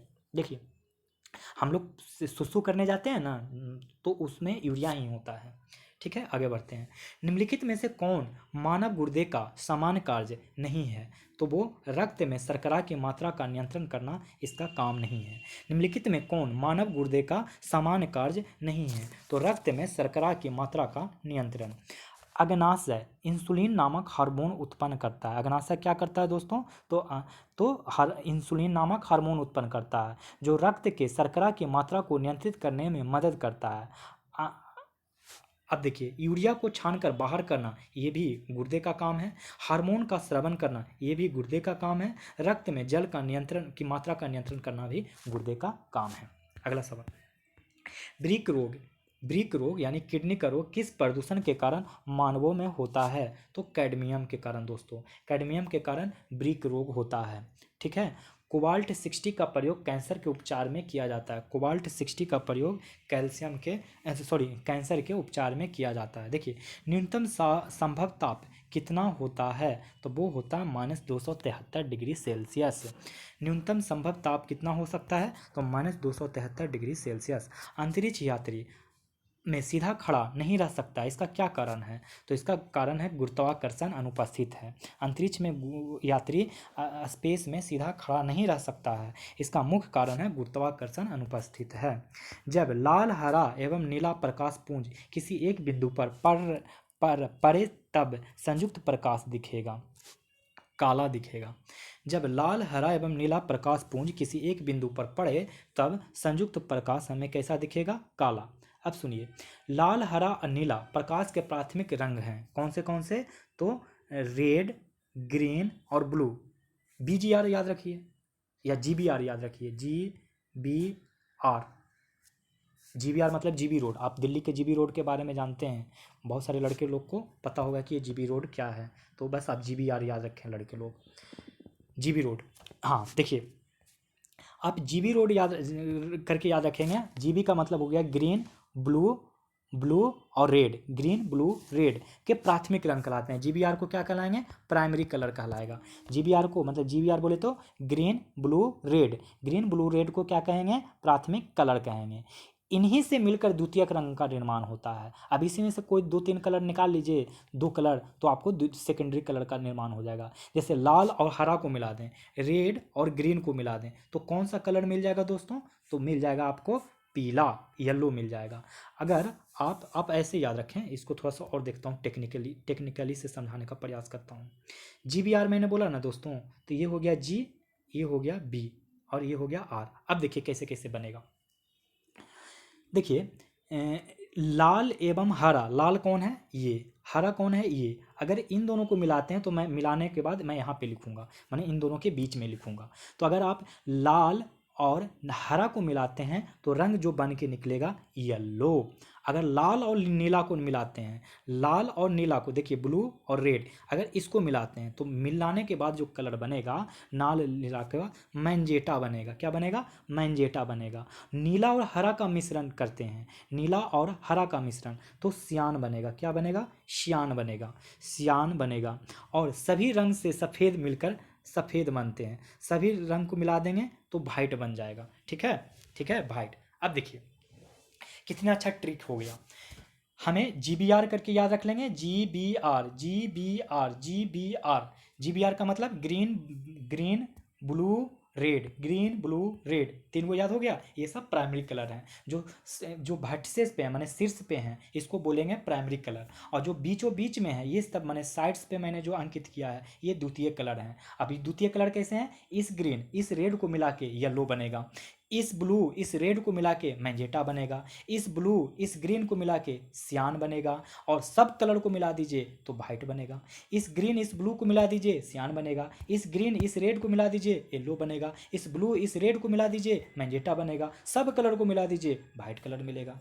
तो दोस्तों अब सारे क्वेश्चन आपको यहाँ पे सॉल्व हो गए होंगे। यहाँ पे देखिए कह रहा है कि नीला और हरा मिलाना है। देखिए नीला और हरा मिलाना है, ऐसे ना बताया था, ये बोला था कि जी है, ये बोला था बी है, और ये बोला था हार है। तो देखिए लाल हरा एवं जब लाल हरा एवं नीला प्रकाश किसी बिंदु पर पड़ते हैं तो संयुक्त प्रकाश काला पड़ जाता है। मतलब अगर इन तीनों को मिलाते हैं तो ब्लैक हो जाएगा, और सारे कलर को मिला देते हैं, जो ये यहाँ पर भी कलर है, यहाँ पर भी कलर था, यहाँ पे कलर, जब सब कलर को मिलाएंगे तो वाइट, और अगर खाली प्राथमिक कलर को मिलाते हैं तो ब्लैक।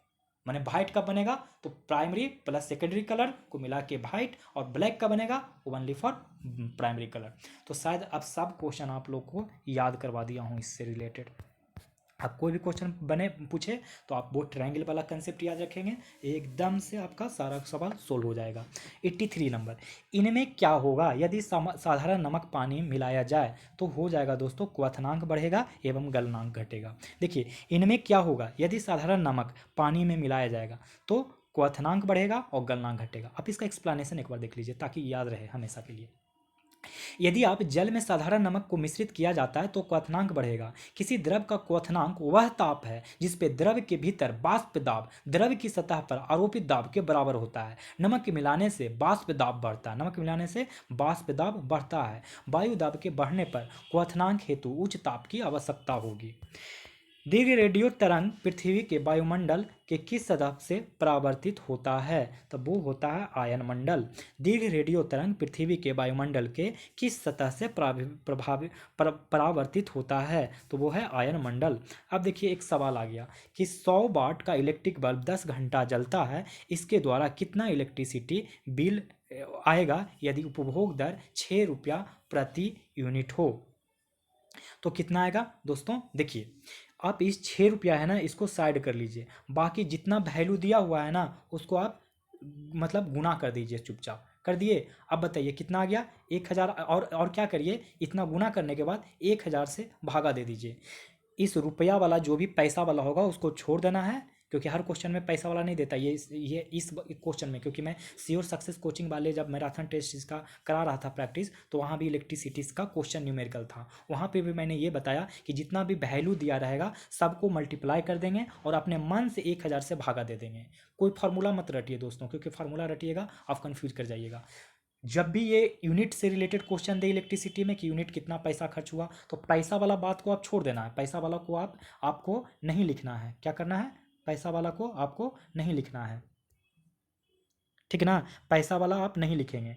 बाकी जितना भी आपको दिया हुआ रहेगा वैल्यू उसको आप मल्टीप्लाई करके 1000 से भागा दे देंगे, दे दिए। और जितना आएगा, जैसे आ गया 1, तो 1 किलोवाट यही 1 यूनिट हो जाएगा। 1 किलोवाट इतना, तो आप इसको 1 यूनिट मानेंगे। और कह रहा है क्वेश्चन में कि यदि उपभोग दर 6 रुपया प्रति यूनिट हो, उपभोग तक कितना यूनिट हो? 6 रुपया प्रति यूनिट हो, तो आपने एक ही यूनिट निकाला ना, और 1 यूनिट का कीमत बोल रहा है कि 6 रुपया होगा, तो कितना रुपया हो जाएगा? 6 रुपया हो जाएगा।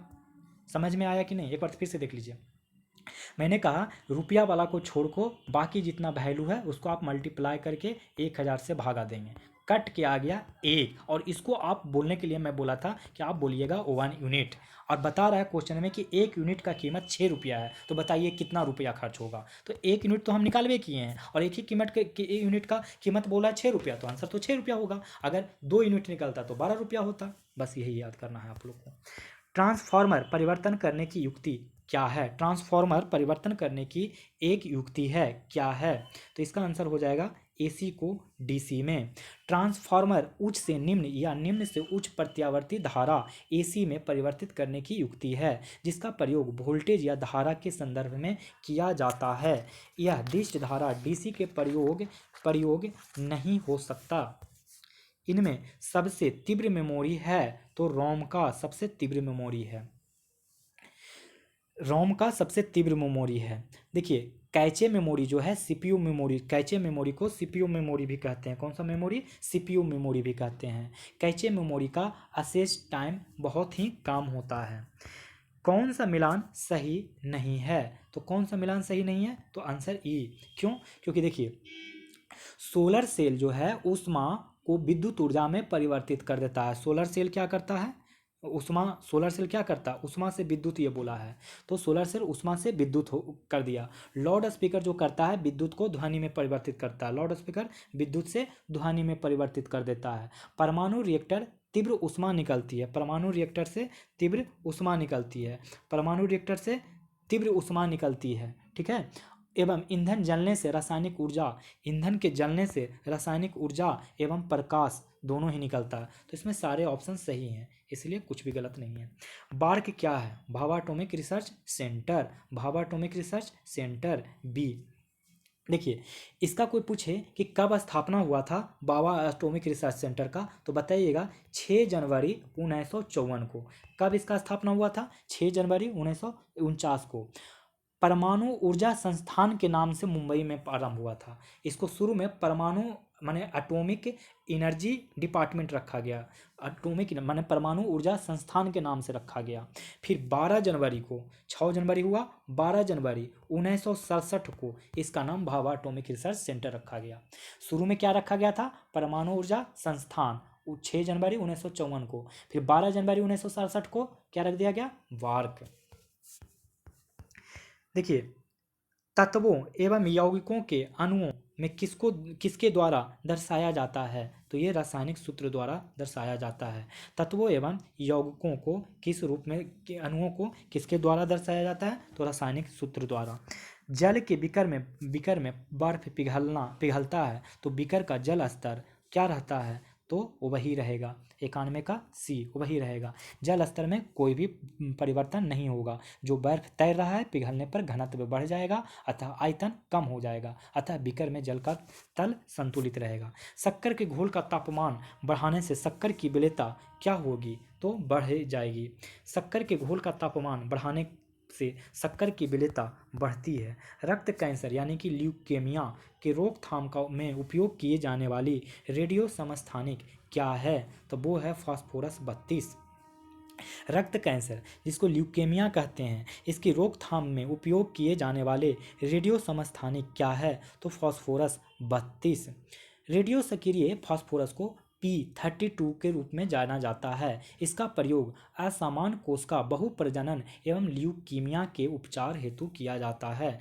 कपड़े साफ करने में प्रयोग होने वाले डिटर्जेंट हैं, तो कौन है डिटर्जेंट, तो यह है सल्फोनेट। कपड़े साफ करने में प्रयोग होने वाला डिटर्जेंट है सल्फोनेट। ब्लड ग्रुप की खोज किस व्यक्ति ने की थी, दोस्तों इस क्वेश्चन को हम शुरू में ही बता दिए थे, लैंड स्टीनर ने। कब किया था, तो 1900 ईस्वी में किया था। ब्लड ग्रुप की खोज किसने किया, लैंड स्टीनर ने।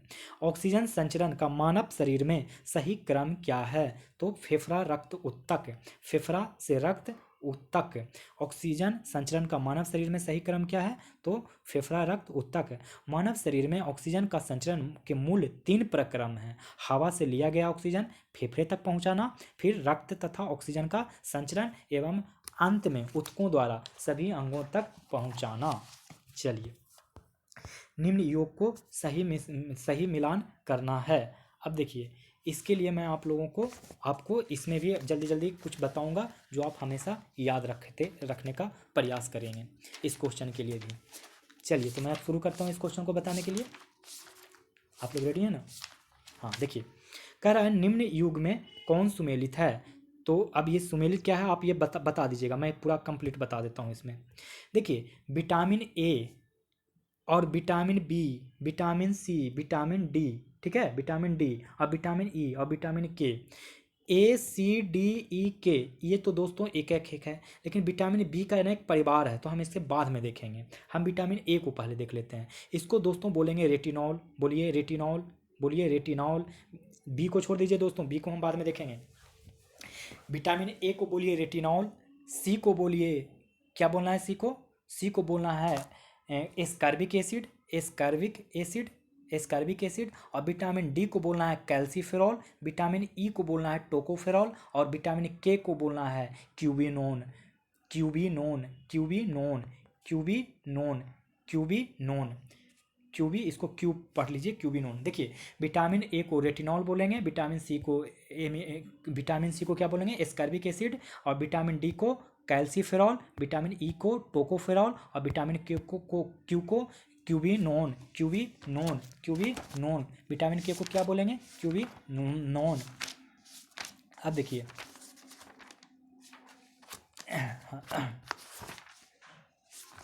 हाँ, विटामिन ए को रेटिनॉल, विटामिन सी को एमिनो एस्कॉर्बिक एसिड और विटामिन डी को कैल्सीफेरॉल, विटामिन ई को टोकोफेरॉल और विटामिन के को क्यूबिनोन। आपको याद हो गया। अब बी का फैमिली में देख लीजिए। बी में दोस्तों होता है B1, B2, B3 और B5 और B6, B7 और B9 और B12। इतने सारे होते हैं दोस्तों B12, इतने सारे होते हैं दोस्तों B12 तक। ओके, फिर से देख लेते हैं। बी के फैमिली को देखें। B1, B2, B3, B5, B6, B7, B9, B12। Okay, देखिए B1 को बोलते हैं हम लोग, B1 को थायमिन बोलेंगे और B2 को राइबोफ्लोविन बोलेंगे। विटामिन B3 को पैंटोथेनिक एसिड बोलेंगे, पेंटाथेनिक एसिड। B5 को नियासिन और इसको पायराडॉक्सिन। B7 को बोलेंगे बायोटीन और इसको बोलेंगे फॉलिक एसिड और साइनोकोबालामिन। B12 को साइनोकोबालिन, B9 को फॉलिक एसिड, B7 को बायोटीन, B6 को पायरोडॉक्सिन, B5 को नियासिन, B3 को क्या बोलेंगे? पेंटाथोनिक एसिड और B2 को बोलेंगे राइबोफ्लोविन और B1 को बोलेंगे थायमिन। आप इसे 2 बार 3 बार बोल लें तो आपको ऐसा क्वेश्चन हमेशा पूछेगा कि बताइए B7 का क्या नाम है, तो आपको बता दीजिएगा। फिर से एक बार मैं करवा देता हूँ। देखिए, विटामिन B1 को बोलेंगे थायमिन, विटामिन B1 को बोलेंगे थायमिन, B2 को बोलेंगे राइबोफ्लोविन, B2 को बोलेंगे राइबोफ्लोविन, B3 को बोलेंगे पेंटाथोनिक एसिड, B3 को बोलेंगे पेंटाथोनिक एसिड, B5 को बोलेंगे नियासिन, B6 को बोलेंगे पायराडॉक्सिन और B7 को बोलेंगे बायोटीन, B7 को बोलेंगे बायोटीन और B9 को बोलेंगे फॉलिक एसिड और B12 को बोलेंगे साइकोबालामिन। आप लोग को ऐसे क्वेश्चन पूछे जाएगा। अब देखिए, विटामिन B1 को मैंने क्या बताया था? बायोटीन, B3 को नियासिन, B12 को साइनोकोबालामिन अभी बताया, और क्यूनोन, मैंने इसको क्यूनोन करके पढ़ाया था, तो क्यूनोन याद रखेंगे तो सब सही है। आंसर हो जाएगा 97 का ई ऑप्शन। चलिए, आपको याद करवा दिया, अब आगे बढ़ते हैं। BMD एक टेस्ट है। किस प्रकार का टेस्ट है दोस्तों? तो ये है बोन मिनरल डेंसिटी। देख लीजिए, जो हड्डी में उपस्थित कैल्शियम एवं अन्य मिनरल की उपस्थिति को दर्शाता है। इस टेस्ट से डॉक्टर ओस्टियोपोरोसिस की पहचान एवं बोन फ्रैक्चर डिटेक्ट करने में करता है। ठीक है, अब अगला सवाल। जीवाणु जनित रोग नहीं है। जीवाणु जनित रोग कौन नहीं है दोस्तों? तो देख लीजिए, इन्फ्लुएंजा जीवाणु जनित रोग नहीं है, बाकी टेटनस, प्लेग, लेप्रोसी सब जीवाणु जनित रोग हैं। मॉडर्न जेनेटिक्स के पिता कौन है? तो डब्ल्यू बेटेसन। मॉडर्न जेनेटिक्स के पिता कौन है? डब्ल्यू बेटेसन। चिप्स की थैली में कौन सी गैस भरी जाती है? चिप्स की थैली में कौन सी गैस भरी जाती है? तो नाइट्रोजन भरी जाती है। मोटर वाहन की बैटरी में कौन सा अम्ल प्रयोग होता है? तो वो सल्फ्यूरिक एसिड होता है। मोटर वाहन की बैटरी में कौन सा अम्ल प्रयोग होता है? तो हाइड्रोक्लोरिक अम्ल होता है, सॉरी सल्फ्यूरिक अम्ल होता है, गलत हो बता रहा था, सल्फ्यूरिक अम्ल होगा। मोटर वाहन की बैटरी में कौन सा अम्ल प्रयोग होगा? तो सल्फ्यूरिक एसिड। विनेगर यानी सिरका का मुख्य अंग कौन होता है? तो एसिटिक एसिड होगा। सिरके यानी विनेगर का मुख्य अंग कौन होता है? तो एसिटिक एसिड। अम्लीय वर्षा में कौन सा अम्ल होता है? ये दोस्तों पिछले वीडियो में भी बताया था, तो ये होता है नाइट्रिक एसिड। ये क्या होता है? Nitric acid. एनीमिया मुक्त भारत सूचकांक 2020 से 21 में किस राज्य ने शीर्ष स्थान हासिल किया है? तो मध्य प्रदेश। एनीमिया मुक्त भारत सूचकांक 2020-21 में किस राज्य ने शीर्ष स्थान हासिल किया है? तो मध्य प्रदेश। कौन भारत का पहला इलेक्ट्रिक वाहन शहर बन गया है? तो ये बन गया है केवड़िया। कौन भारत का पहला इलेक्ट्रिक वाहन शहर बन गया है? केवड़िया। 2023 तक आईसीसी का आधिकारिक भागीदार कौन बना है? तो वो बना है भारत पे। 2023 का आईसीसी का आधिकारिक भागीदार कौन बना है? तो भारत पे। भारत का पहला इलेक्ट्रिक वाहन लिथियम बैटरी प्लांट किस राज्य में स्थापित किया जाएगा? तो वो है राज्य कर्नाटक। भारत का पहला इलेक्ट्रिक वाहन लिथियम बैटरी प्लांट किस राज्य में स्थापित किया जाएगा? कर्नाटक। लिटिल गुरु ऐप किस भाषा का दुनिया का पहला गेमीफाइड लर्निंग ऐप है? तो वो है संस्कृत। लिटिल गुरु ऐप किस भाषा का दुनिया का पहला गेमीफाइड लर्निंग ऐप है? संस्कृत। भारत में अपनी तरह की पहली ऑनलाइन विवाद समाधान पुस्तिका किसने लॉन्च की है? तो नीति आयोग ने भारत में अपनी तरह की पहली ऑनलाइन विवाद समाधान पुस्तिका किसने लॉन्च की है? तो नीति आयोग ने। भारत के रजिस्ट्रार जनरल कार्यालय द्वारा वार्षिक सीआरएस पर आधारित भारत की महत्वपूर्ण सांख्यिकी रिपोर्ट के अनुसार कितने राज्यों संघ राज्य क्षेत्रों का जन्म पंजीकरण 100% हो गया है? तो कितना हो गया? 14 राज्य क्षेत्रों में, 14 राज्य संघ क्षेत्रों में। भारत के रजिस्ट्रार जनरल कार्यालय द्वारा वार्षिक सीआरएस पर आधारित भारत की महत्वपूर्ण सांख्यिकी रिपोर्ट के अनुसार कितने राज्यों संघ राज्य क्षेत्रों में जन्म पंजीकरण हो गया? तो 100% हो गया, 14 राज्यों में। फॉरेस्ट स्टाफ को कोविड-19 से मुकाबले हेतु बीमा कवर देने के लिए निम्नलिखित में से कौन सा टाइगर रिजर्व चर्चा में रहा? फॉरेस्ट स्टाफ को कोविड-19 से मुकाबला हेतु बीमा कवर देने के लिए निम्नलिखित में से कौन सा टाइगर रिजर्व चर्चा में रहा? तो वो टाइगर रहा पक्के टाइगर रिजर्व। फॉरेस्ट स्टाफ को, एक सेकंड मैं पानी पी लेता हूँ, थोड़ा थक गया हूँ।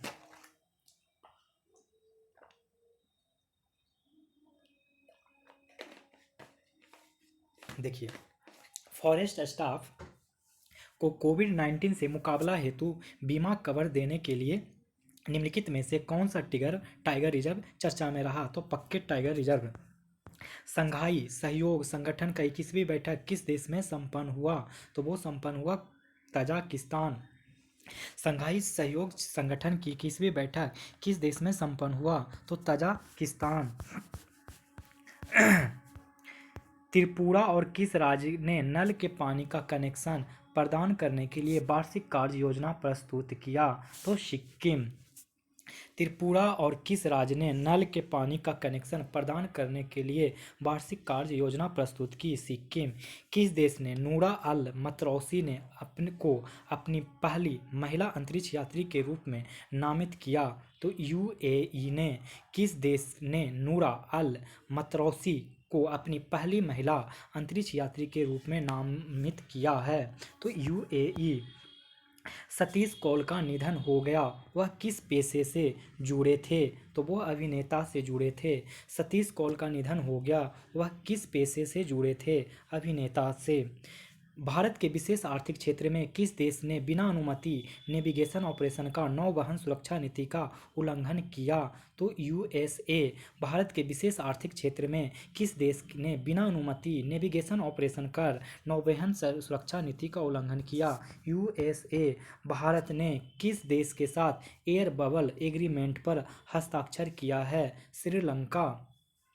भारत ने किस देश के साथ एयर बबल एग्रीमेंट पर हस्ताक्षर किया? श्रीलंका। पर्यावरण स्थिति रिपोर्ट 2021 में भारत की रैंक क्या है? 117वां। पर्यावरण स्थिति रिपोर्ट 2021 में भारत की रैंक क्या है?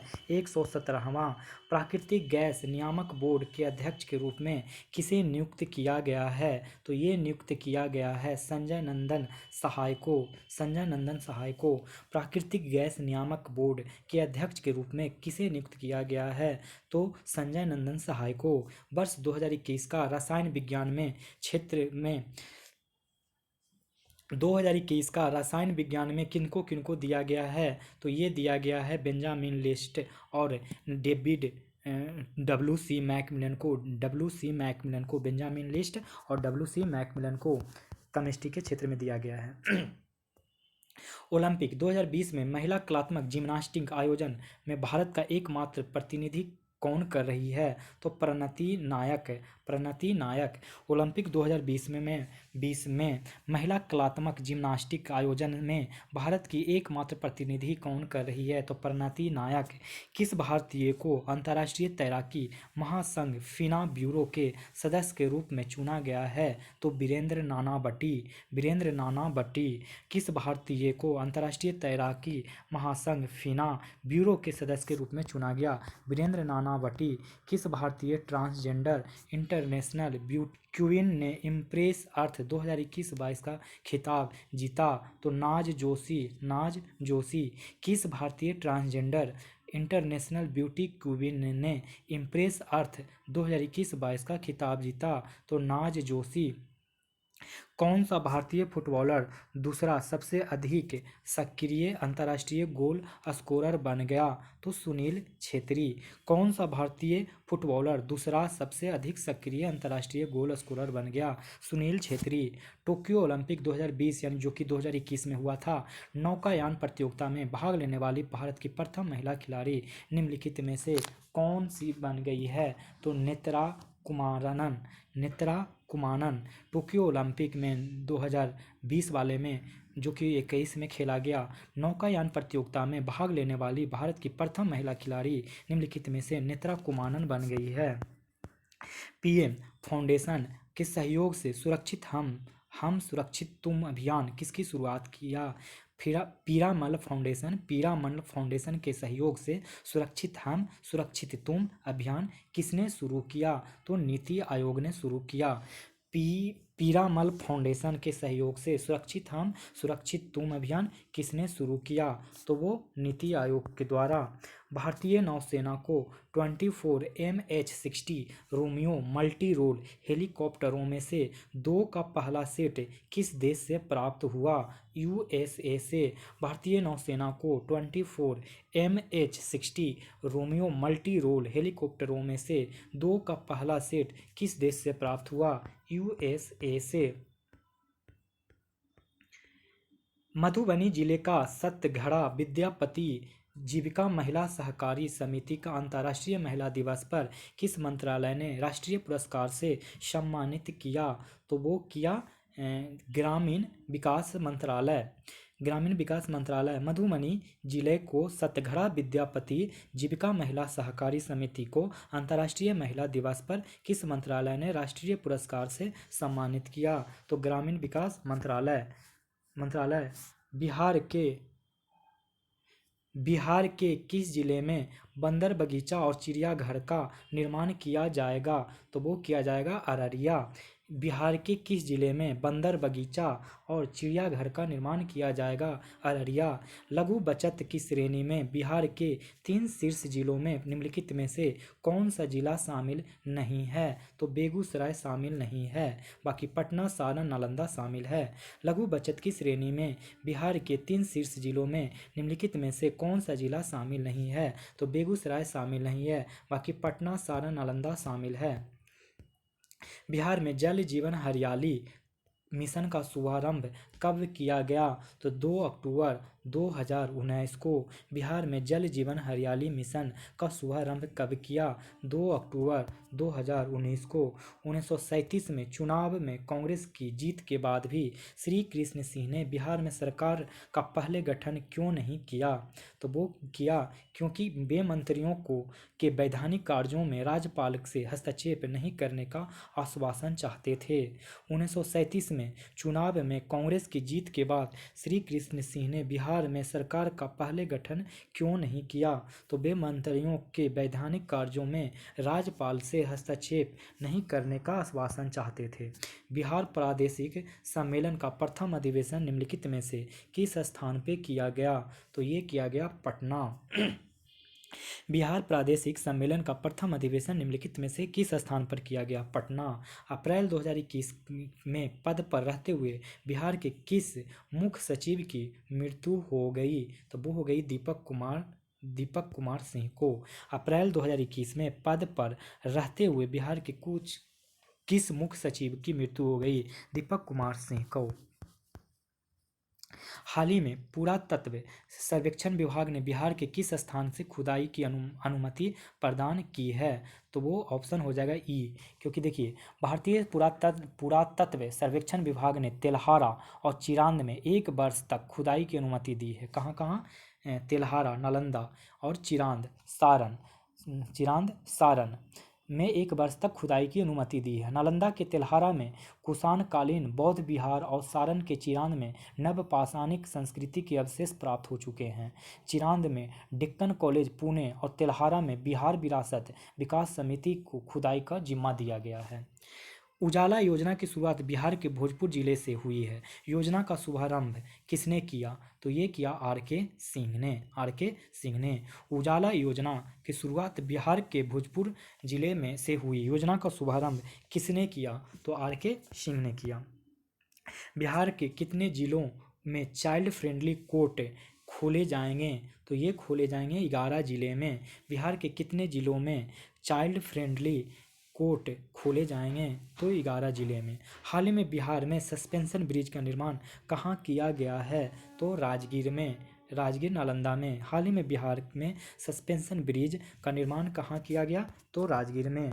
इनमें से किस जिले की सीमा झारखंड से स्पर्श नहीं करती है? तो कैमूर जिले को झारखंड से स्पर्श नहीं करती है। तो जो झारखंड राज्य से सीमा साझा करने वाले डिस्ट्रिक्ट्स हैं नीचे से, वो हैं रोहतास, औरंगाबाद, गया, नवादा, जमुई, बांका, भागलपुर और कटिहार। ठीक है, आप इतना डिस्ट्रिक्ट्स याद रखेंगे। अब यहाँ से सारे मैथ के क्वेश्चन स्टार्ट हो जाते हैं दोस्तों। इन सारे मैथ के क्वेश्चन को आप बनाएंगे और बनाकर मुझे आंसर इसका कमेंट बॉक्स में भेजेंगे। आप लोग अच्छे से पढ़ते रहें और तैयारी करते रहें। अगर आप लोग को वीडियो पसंद आ रहा हो तो लाइक करें, और चैनल पे नए हों तो चैनल को सब्सक्राइब करें, और अपने दोस्तों को भी ये मेरा वीडियो शेयर करें।